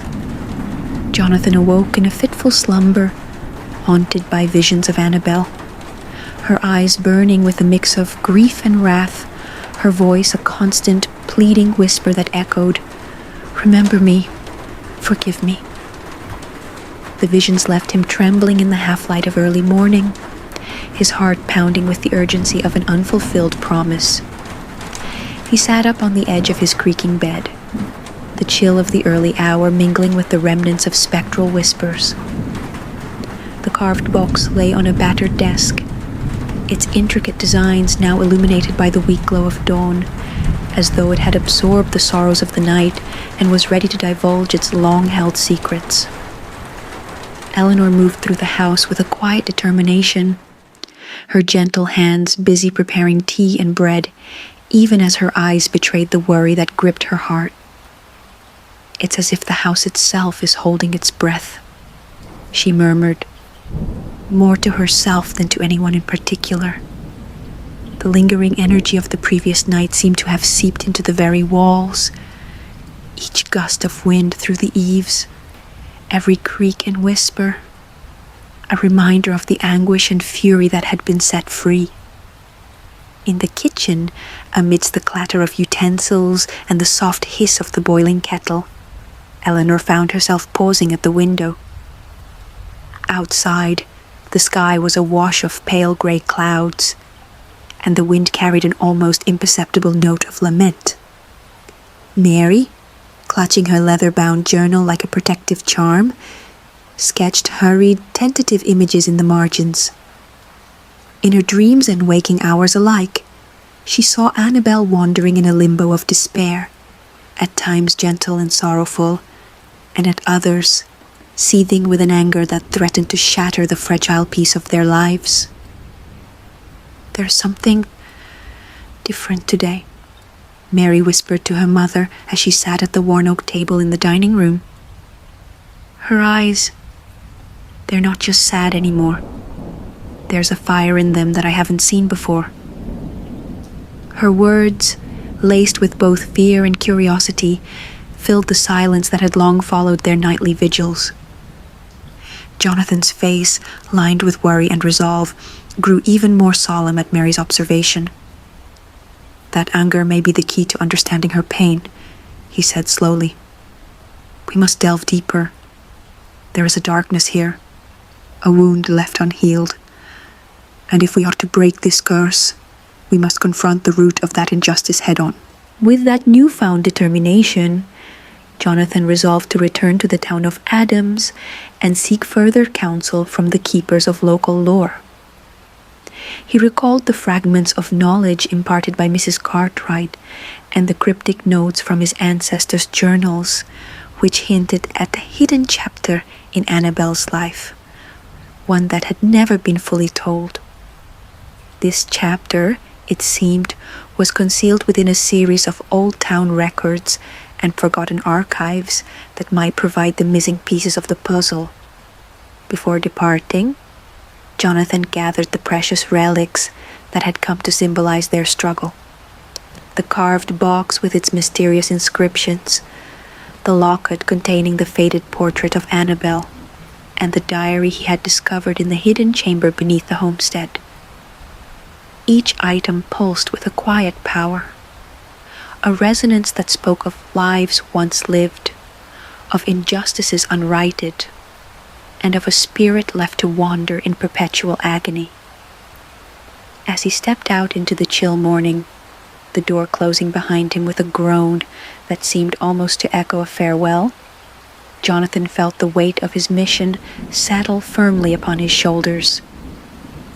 In Adams, the town appeared to be suspended in time, a place where the past and present coexisted in a delicate dance of memory and myth. Jonathan made his way to the dusty archives of the local historical society, a modest building whose interior was filled with brittle manuscripts, yellowed photographs, and a quiet reverence for the bygone eras. The archivist, a soft-spoken man with eyes that seemed to have witnessed more than his fair share of sorrowful history, welcomed Jonathan with a nod and led him to a secluded corner of the room. Many of these records have been forgotten by time, the archivist said quietly, his voice resonating with an almost sacred gravity. But sometimes, the past reaches out to those who are willing to listen. Jonathan carefully combed through the brittle pages and handwritten letters, his fingers tracing the faded ink as he uncovered a series of correspondences that mentioned a woman named Annabelle, a healer, a midwife, and a guardian of secrets. One letter, dated decades before the notorious hauntings, spoke of her as a woman who possessed not only a gentle touch, but also a mysterious affinity for understanding the unseen. Yet, as the tone of the letter shifted, so too did the description of her. The same words that once celebrated her compassion now carried the weight of betrayal and regret, hinting at a tragedy that had driven her to the brink of despair. Among the documents, Jonathan found a reference to a secret meeting held in the heart of Adams, an assembly of a select group of townspeople who had once sought the guidance of Annabelle in times of crisis. Their minutes, recorded in cramped handwriting, described a ritual of atonement and remembrance. It appeared that long before her descent into spectral torment, Annabelle had been part of an effort to mend fractured bonds, to heal wounds both physical and emotional. "Let her memory be honored," one line read, "so that the curse of betrayal may be lifted and her spirit set free." The archivist explained that these records had been lost for years, hidden away in a box marked with cryptic symbols, not unlike those on the carved box the bells now possessed. As Jonathan left the archives, the cool autumn air of Adams wrapped around him like a shroud. He felt as though the past was clinging to him, urging him to piece together the fragments of Annabelle's life before her spirit was irrevocably consumed by anger. With the new documents securely stowed in his satchel, he made his way back to the homestead, his mind alive with both a newfound hope and a deepening dread of what lay ahead. Back at the Bell homestead, the energy had shifted yet remained palpably tense. The family gathered in the parlor as Jonathan recounted the revelations from Adams, his voice low and steady amidst the flickering candlelight. Annabelle was not merely a tormented specter. She was once a revered healer, a woman who gave of herself freely until betrayal poisoned her world, he explained. The records speak of a ritual of atonement, one that might hold the key to easing her wrath, and perhaps even breaking this curse. Eleanor listened with tearful eyes, her heart aching at the thought of a life so tragically altered by injustice. If only we could recreate that ritual. Honor her memory as she deserves.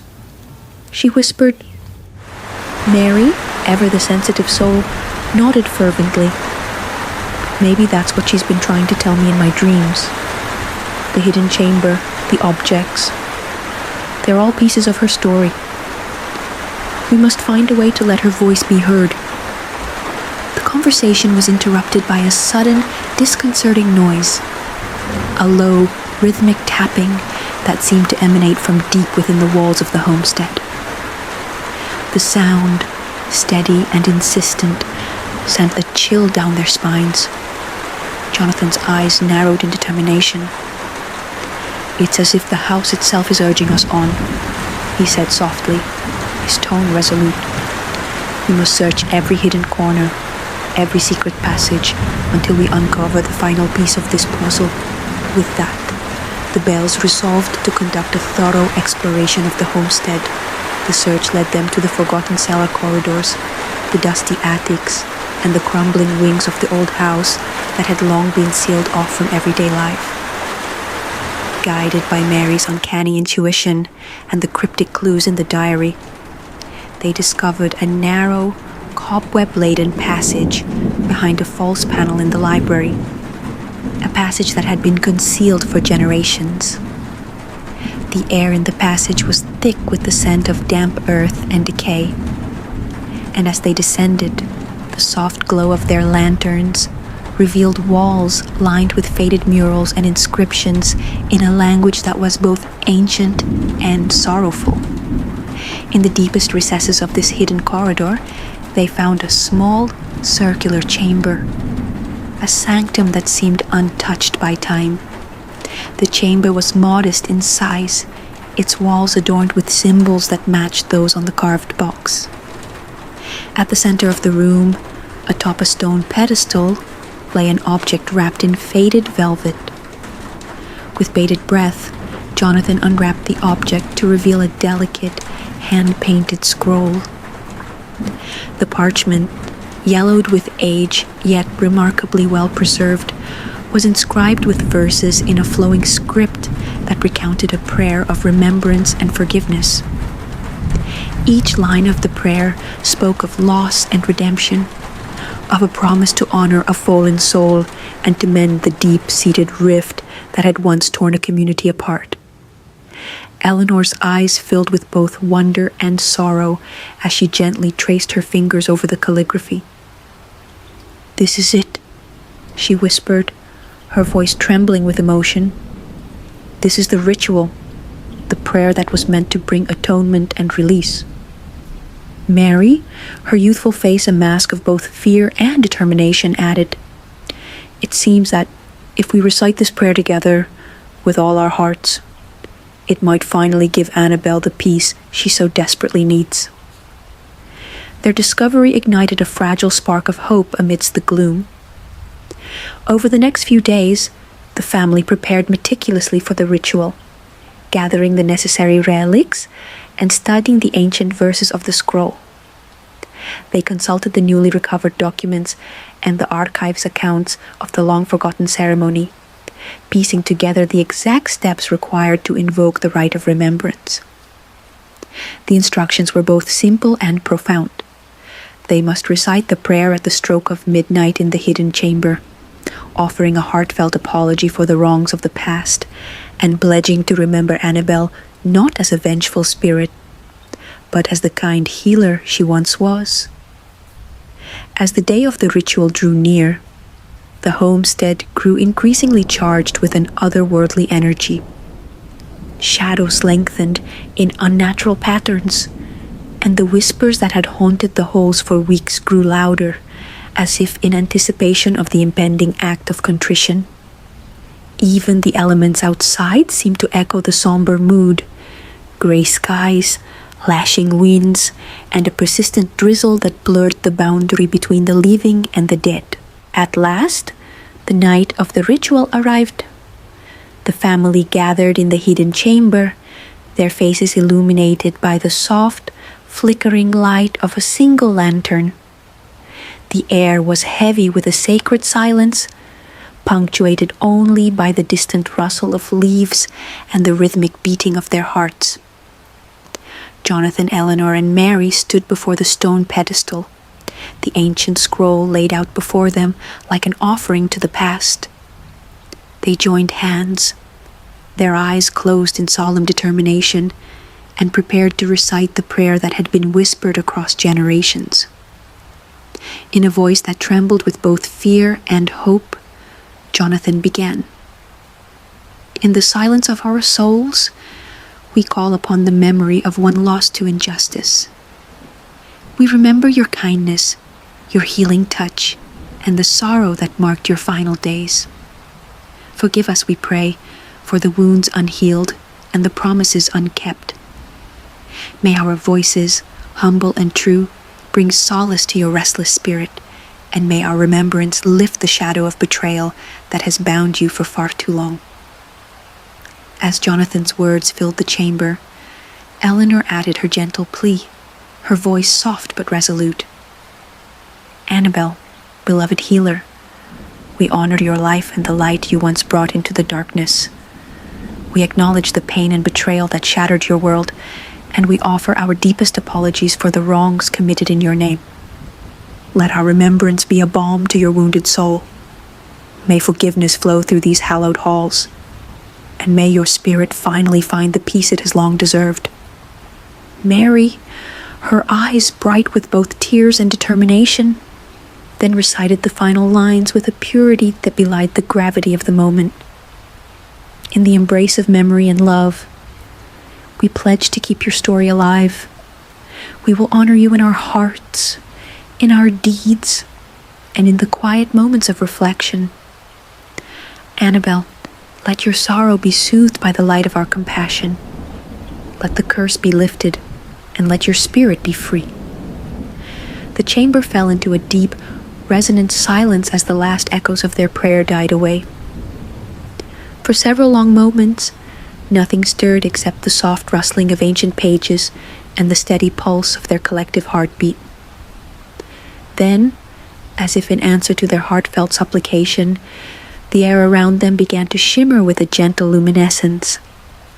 The symbols etched on the walls pulsed with a subdued glow, and the temperature in the room warmed perceptibly, as though the very atmosphere was exhaling a long-held breath of relief. In that charged stillness, a presence seemed to materialize at the far end of the chamber. It was not the furious, wrathful specter they had encountered before, but rather a figure bathed in soft, radiant light. A figure whose features, though faint and indistinct, radiated both sorrow and gratitude. Annabel's ghost had come forth, her once seething anger replaced by a tender vulnerability that tugged at the heartstrings of everyone present. Her eyes, now gentle pools of regret and longing, met those of the bells, and in that silent communion, a deep understanding passed between the realms of the living and the dead. For a moment that stretched into eternity, time seemed to suspend itself. The past and present merged in an embrace of reconciliation, and the weight of centuries of pain began to lift. Annabel's spectral form moved gracefully toward the family, her presence filling the chamber with a quiet radiance. "Thank you," her voice whispered, a sound as soft as a sigh and as clear as a bell. "You have remembered me. You have seen beyond the anger to the truth of my heart." Tears glistened in Eleanor's eyes as she reached out, though her hand passed through the apparition as though it were a wisp of mist. "We will never forget you," she promised, her voice choked with emotion. "Your memory will live on in us, and we will honor the light you once brought into this world." Jonathan, his voice steady yet filled with a profound tenderness, added, "Your forgiveness has set us free. May this act of remembrance mend the rift between our worlds, and may the curse that has haunted us for so long finally be lifted." As Annabel's form began to fade, the gentle glow that had suffused the chamber receded into the shadows, leaving behind a lingering warmth, a promise that the dark legacy of betrayal and despair might at last be transformed by compassion and remembrance. The bells stood together in that sacred silence, their hearts united in hope and healing, even as the echoes of the past whispered of challenges yet to come. In the days following the midnight rite, the homestead experienced a subtle but undeniable transformation. The oppressive atmosphere that had long suffused every room began to give way to a tentative calm. The mysterious noises that had plagued the halls receded into a distant murmur, and the flickering apparitions that once roamed the corridors were seen less frequently. It was as though the very fabric of the house had shifted, realigning itself to honor the solemn promise made that night. Jonathan devoted himself to preserving the memory of Annabel. He carefully transcribed the ancient scroll's verses into a new journal, adding notes and reflections that chronicled the family's journey, a chronicle of sorrow, understanding, and ultimately, reconciliation. Eleanor, too, found solace in small acts of remembrance. She began to prepare special meals in honor of the healer's memory, leaving a portion of each dish on the table as an offering, a symbolic gesture that acknowledged both the past's injustice and the hope for healing. Mary, her youthful spirit now tempered by the weight of ancestral memory, continued to document her dreams and the visions that still visited her, though now they carried a tone of gentle remembrance rather than unbridled fury. Her sketches of Annabel evolved into tender portraits that captured not the wrath of a cursed spirit, but the delicate beauty of a life cut short by betrayal. I see her smiling now, in the quiet moments between day and night, Mary confided one afternoon, her voice soft as she pored over her latest drawing. She's telling me that she's finally at peace. Yet, even as the bells embraced this newfound harmony, there remained a lingering uncertainty, a sense that the forces of the past were not so easily laid to rest. The gentle moments of calm were interspersed with flashes of inexplicable phenomena. A door that would creak open on its own at midnight, a soft glow in the corner of a darkened room, or a whispered voice carried on the wind. These occurrences, while far less violent than before, served as a constant reminder that the boundary between memory and malediction was still fragile, still subject to the whims of fate and the unresolved wounds of history. In quiet evenings, as the sun dipped below the horizon and the last vestiges of daylight faded away, Jonathan would sit in the study with the carved box and the journal, pondering the true nature of the curse that had so long plagued his family. Perhaps it is not a curse at all, but a legacy, he mused quietly to Eleanor one night as they watched the play of shadows on the worn wooden floor. A legacy of pain and sorrow, yes, but also one of resilience, of learning to honor the past while forging a new future. Eleanor squeezed his hand, her eyes reflecting both the sorrow of old wounds and the quiet hope of redemption. "We will carry it with us, every step of the way," she replied softly. "We will remember her, not with fear, but with love, and in doing so, we will mend the fractures of our own hearts." Outside, the land seemed to respond to their renewed commitment. The wind carried a different tune, a melody that spoke of transformation rather than torment. The ancient trees swayed in a graceful dance, their leaves whispering secrets of bygone eras, and the steady murmur of the nearby creek became a lullaby that soothed the restless night. In these subtle changes, the bells saw the promise of a future where the past's scars might finally begin to heal. As days turned into weeks, the sense of foreboding gradually lifted. The spectral manifestations, once so vivid and terrifying, now appeared as fleeting memories, ghostly echoes of a time when sorrow ruled the halls. Annabelle's presence too became a quiet guiding light, a gentle reminder that forgiveness and remembrance were powerful forces capable of dispelling even the darkest of curses. But even in this newfound peace, the bells knew that the journey was far from over. The ancient scroll's verses, now etched into their collective memory, served as a constant reminder of the delicate balance between light and darkness, hope and despair. The ritual of remembrance had opened a door that, while leading to healing, also revealed the depths of a past that could never be entirely forgotten. In the stillness of one crisp autumn night, as the family gathered once more in the now familiar hidden chamber, Jonathan opened a new journal and began to write the next chapter of their story. His words, filled with both melancholy and determination, chronicled not just the triumph of forgiveness, but the enduring promise that as long as they remembered, Annabelle's spirit would live on, her legacy woven into the tapestry of their lives.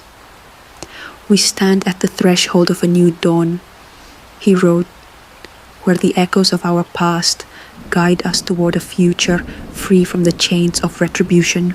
And so, in the quiet aftermath of their midnight rite and the gentle unfolding of healing within the walls of the homestead, the bells embraced the uncertain promise of tomorrow.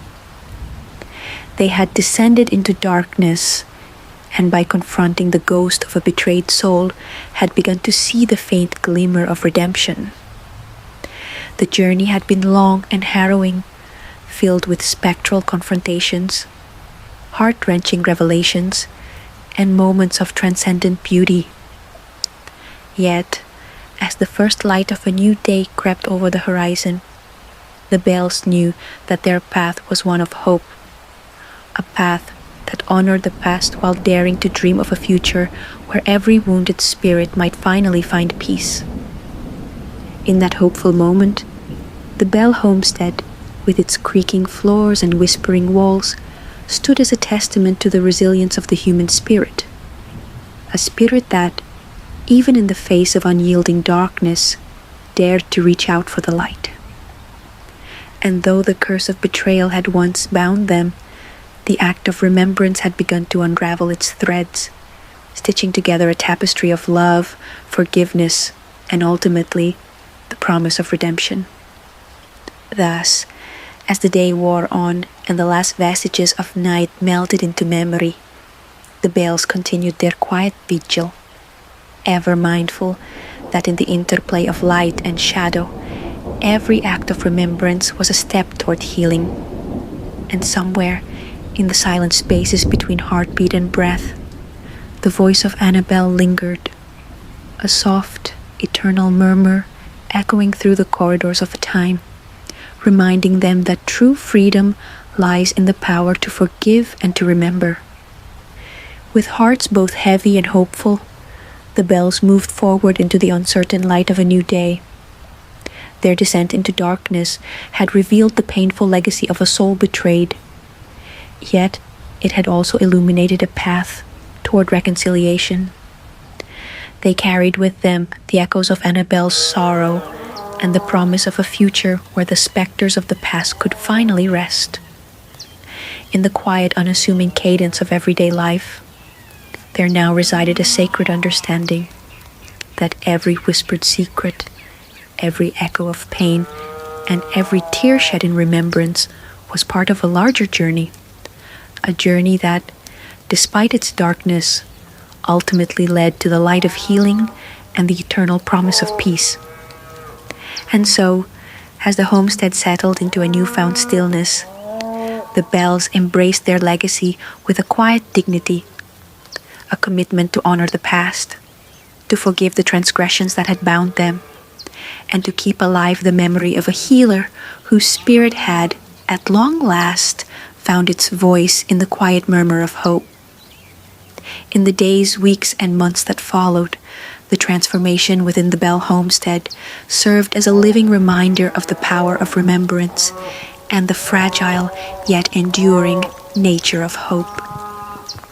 The ritual had not erased the pain of betrayal, nor had it banished the specters of sorrow entirely, but it had forged a connection, a bridge between the living and the dead, between anger and forgiveness, that promised to guide them through the darkness toward a future defined by compassion, understanding, and the quiet strength of the human spirit. As the autumn leaves turned to winter's pale whispers and the cycle of seasons marched on, the bells continued to record their journey. Every day became a testament to the healing power of memory. Every night, a quiet vigil in honor of a soul once lost but now remembered. In their shared determination, they found that even the deepest wounds could, in time, begin to mend. A truth that shone like a beacon in the perpetual interplay of light and shadow. Thus concludes this chapter of their long and arduous journey, a chapter marked by descent into the very heart of darkness and by the courageous act of facing a past marred by injustice in the hope of forging a brighter, more compassionate future. The bells had learned that the true horror of the curse lay not in the malevolent forces that once tormented them, but in the unhealed wounds of history that, if left unacknowledged, could fester and spread like a shadow over all who dared to remember. Yet, with every act of remembrance, every word of forgiveness, and every tender gesture of compassion, the darkness receded ever so slightly, yielding to the quiet power of redemption. In that enduring interplay between memory and hope, the bells found not only a way to honor Annabelle's legacy, but also the strength to embrace their own destiny. A destiny where every shadow told a story, every whispered secret held a lesson, and every act of love had the power to transform even the most haunted of pasts into a future filled with promise. The past never truly dies. It merely waits in the shadows, longing to be acknowledged. The words echoed in Jonathan's mind as he stared out at the brooding sky that had returned once more to drape the Bell homestead in an eerie twilight. In the days since the midnight rite, an uneasy calm had settled over the old house. The oppressive weight of years of sorrow and betrayal had for a time seemed to recede. The halls no longer throbbed with the frenetic pace of anger and despair. Instead, there was a fragile serenity, as though the home itself was taking a breath after centuries of relentless torment. Yet beneath that tentative peace, a disquiet lay in wait, an omen that the final reckoning was yet to come. In the early light of a chilly autumn morning, the bells moved through their daily routines with an air of cautious optimism. Jonathan meticulously transcribed every detail from the ancient scroll into his new journal, preserving the sacred words that had once soothed the vengeful spirit of Annabelle. Eleanor busied herself in the kitchen, her gentle hands now steady with resolve as she prepared a modest breakfast. Mary, still carrying her leather-bound journal and sketches of spectral visions, seemed quieter than before, a pensive look softening her youthful features. Yet, all three sensed that the calm was deceptive. Throughout the homestead, subtle signs of disturbance continued to manifest. In a quiet corner of the parlor, the carved box, a relic of the family's haunted legacy, seemed to hum with a low, rhythmic vibration. The locket, once dormant on its shelf, now reflected a glimmer of moonlight even in the afternoon, its faded portrait of Annabelle appearing almost alive. And in the hidden chamber beneath the house, where the prayer scroll had been discovered, the air carried a scent of old incense mixed with a trace of something unidentifiably acrid. That evening, as a soft rain began to tap against the window panes, the bells gathered around the oak table in their living room. Jonathan's eyes, dark with thought, scanned the faded letters of the ancient diary he had found in the secret chamber. Eleanor's fingers trembled as she gently caressed the porcelain figurine, a delicate token of Annabel's once kind soul.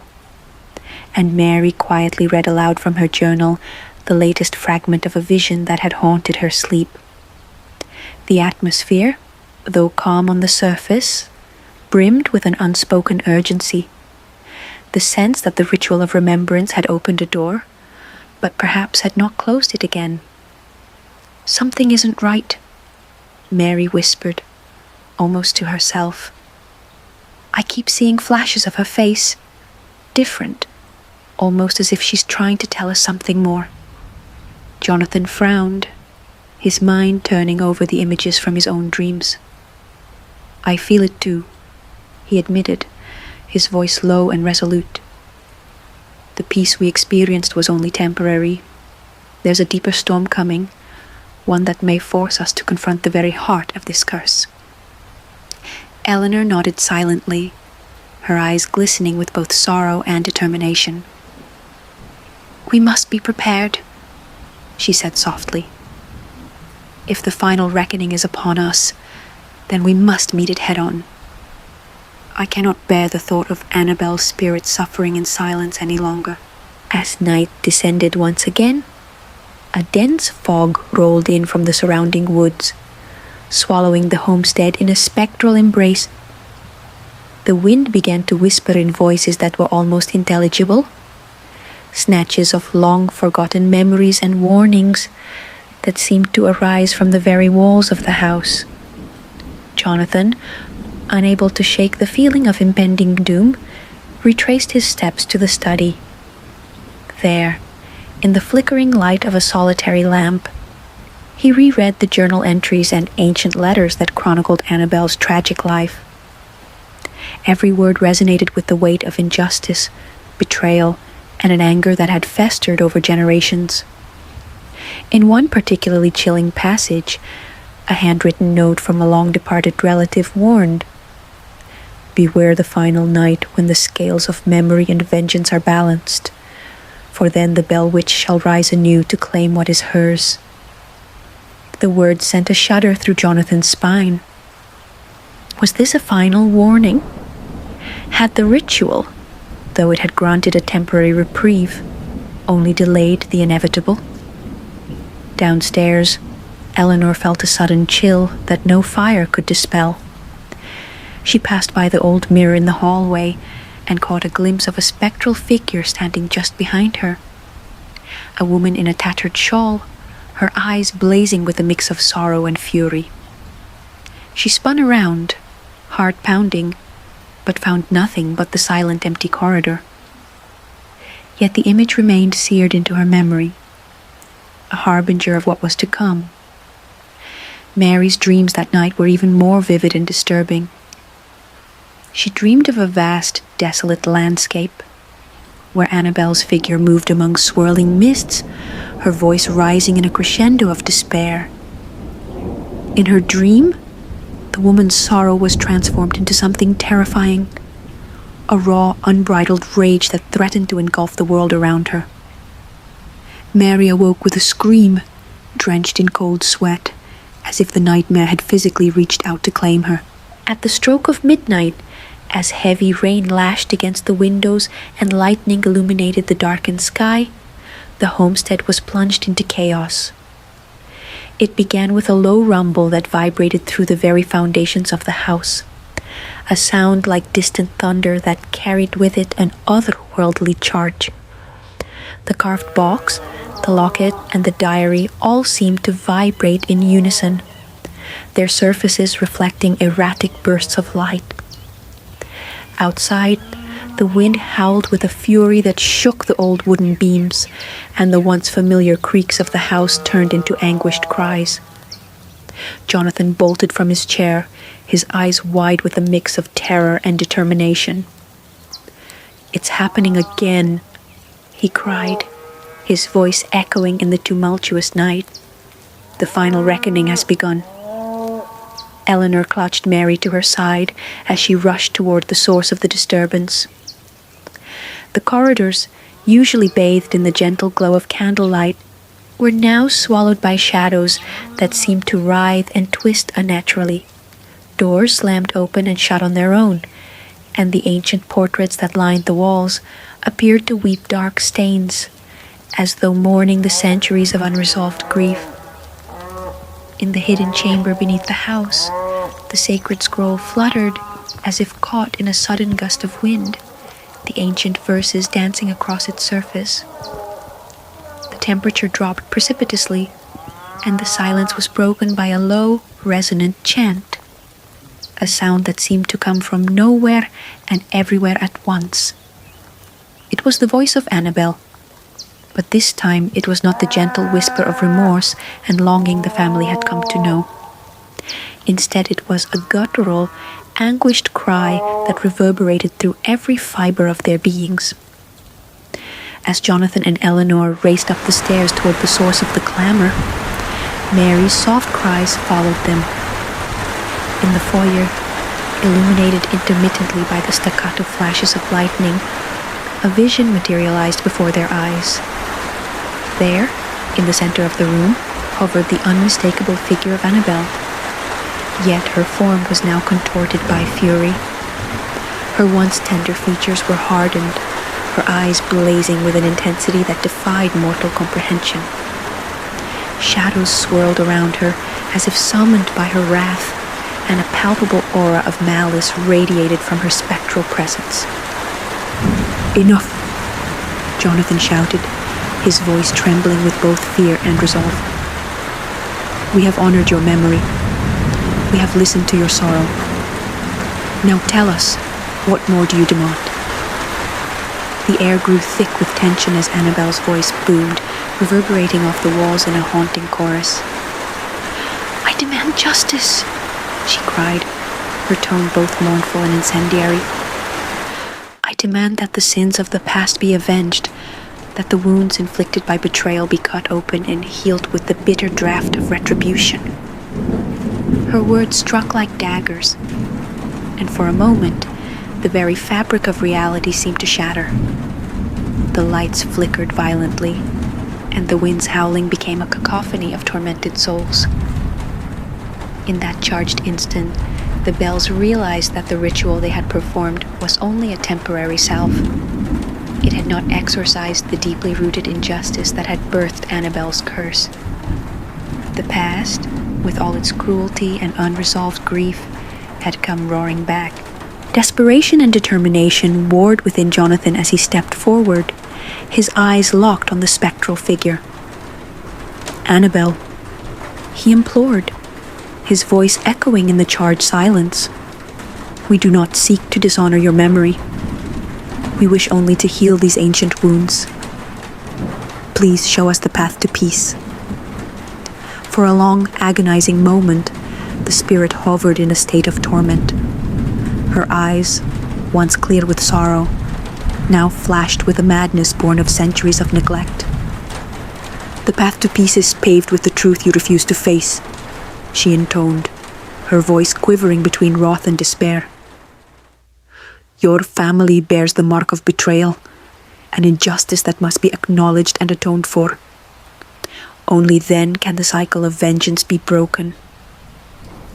As her words sank in, Jonathan's mind raced back through the tattered pages of the diary and the cryptic letters unearthed in the archives. In those fragile documents lay the seeds of a hidden transgression, a secret betrayal committed long ago, one that had ignited the flame of the curse and set Annabel on her tragic path.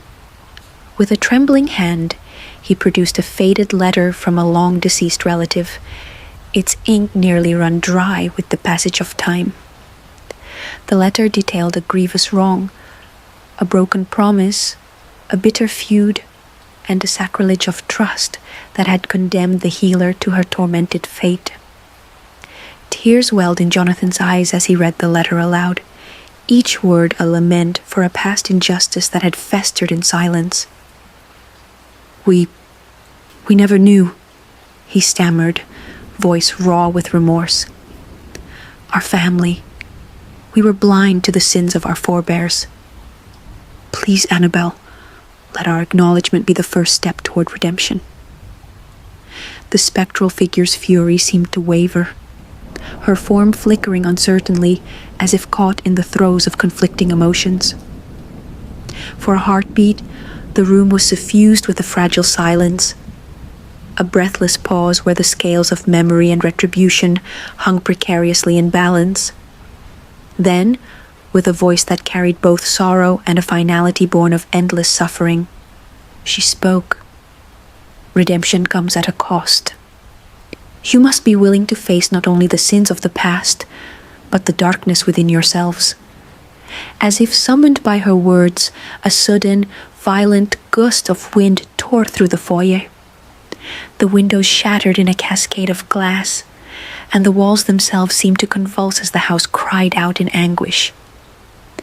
Eleanor clutched Mary to her chest, her eyes wide with terror and determination, while Jonathan sank to his knees, overwhelmed by the enormity of the moment. In that tumultuous climax, the very boundaries between the living and the dead blurred. Shadows coalesced into spectral forms. Faces from the past, lost souls who had suffered in silence, and figures whose silent testimonies of grief now joined the chorus of the cursed. Amid this supernatural maelstrom, Annabel's figure loomed larger than ever, her gaze piercing the souls of all who dared to stand in her path. "Let it end," Jonathan whispered, barely audible above the roar of the storm. "Let us atone for the past and embrace the truth, however painful it may be." At that moment, a blinding flash of lightning illuminated the room, and in its stark, unyielding light, a terrible revelation unfolded. The spectral forms, once bound by the curse of betrayal, began to merge into one singular entity, a monstrous amalgamation of every injustice, every broken promise, and every tear shed in silent despair. The air crackled with energy as the entity's voice, a nightmarish fusion of anguished cries, declared, "The debt must be repaid."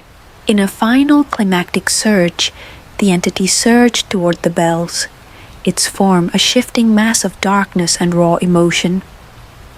Jonathan, Eleanor, and Mary braced themselves as the full force of centuries of retribution crashed down upon them. The room trembled violently, and the sound of shattering glass and splintering wood filled every corner of the homestead. Time itself seemed to slow, as if the universe were holding its breath in anticipation of the final judgment. In that heart-stopping instant, the bells found themselves caught in a vortex of torment and absolution.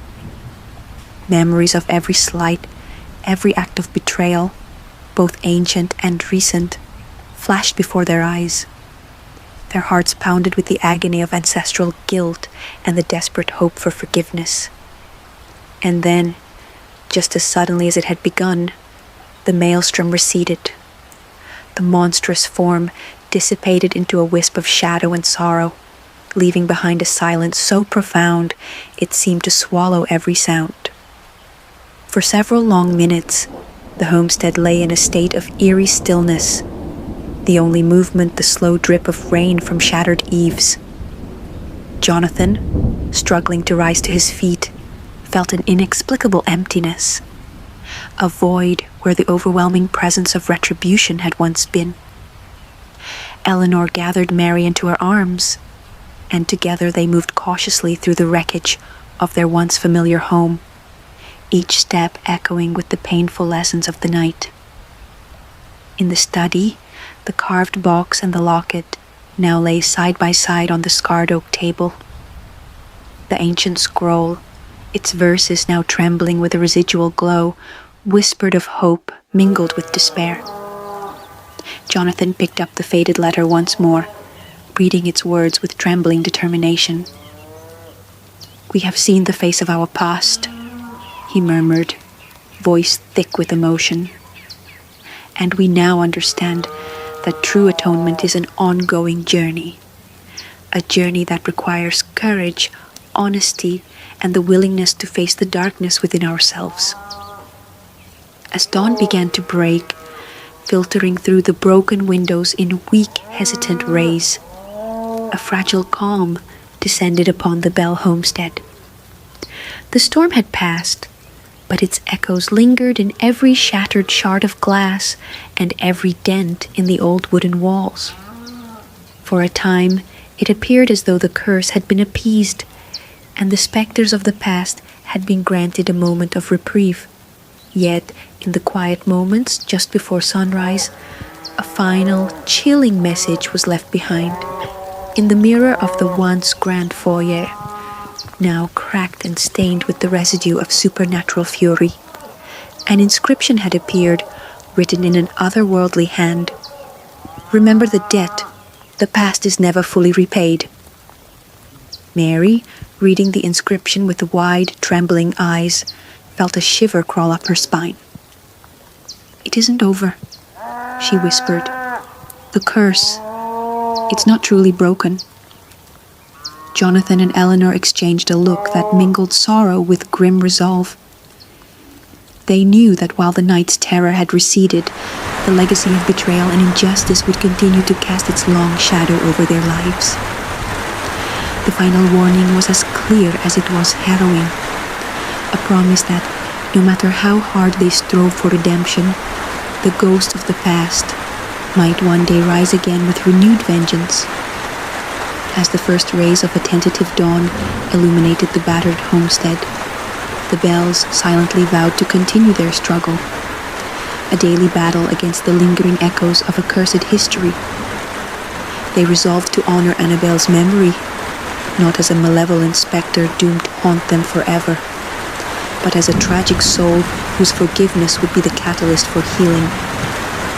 Yet, in the depths of their hearts, a seed of dread had been planted, a foreboding certainty that the final reckoning was not the end, but merely a pause before the next surge of darkness.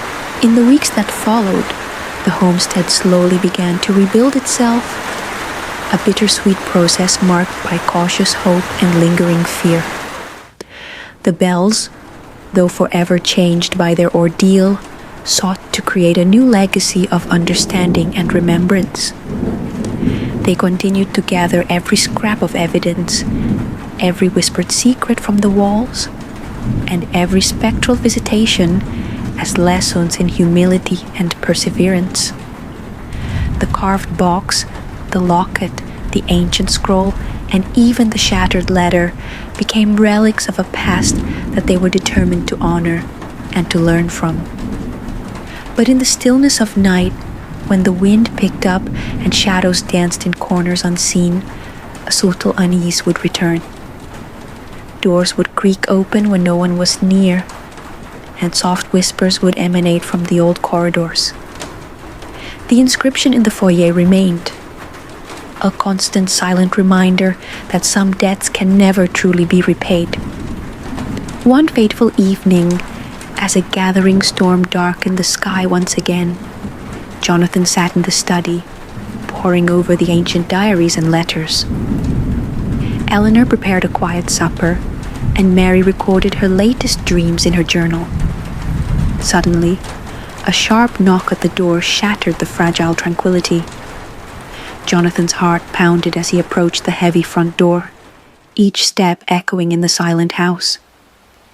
With a deep breath, he opened it to find nothing but the swirling mist of the rain-soaked night, and the faintest trace of a handprint on the door frame, as if left by an unseen visitor. In that charged moment, Jonathan realized with a sinking dread that the cycle might begin anew. The final reckoning had passed, but the warning was clear. The past, with all its dark secrets and unhealed wounds, would always be waiting in the wings. As he closed the door, his voice, hoarse yet determined, whispered into the darkness, "We will be ready." And so, with the storm raging outside and the promise of a new dawn shrouded in uncertainty, the Bell homestead stood as both a monument to the enduring power of memory and a battleground for the forces of retribution and redemption. The Bells had fought to break the curse of the Bell Witch, and in doing so had discovered that the true horror lay not only in the specters of the past, but in the realization that every act of forgiveness, every attempt at healing is part of an endless struggle. A struggle that, in its most intense moments, leaves the heart pounding in the dark, uncertain whether peace will ever truly come. As the final echoes of the storm receded and the first pale light of day crept over the horizon, the family gathered together in silent unity. They knew that their journey was far from over. The debt of the past was not easily repaid, and the voices of those long wronged would forever linger on the edges of their lives. Yet, with heavy hearts and determined spirits, they stepped forward into the uncertain future. A future where every shadow held a lesson, every whispered secret a warning, and every heartbeat a promise that they would never again let the past darkness dictate their destiny. For in the interplay of light and shadow, of memory and hope, the Bells had learned that true redemption is not found in the absence of horror, but in the strength to face it, and in the knowledge that even the most terrifying curse may one day be overcome by the quiet power of love and remembrance. Remember the debt. The past is never fully repaid,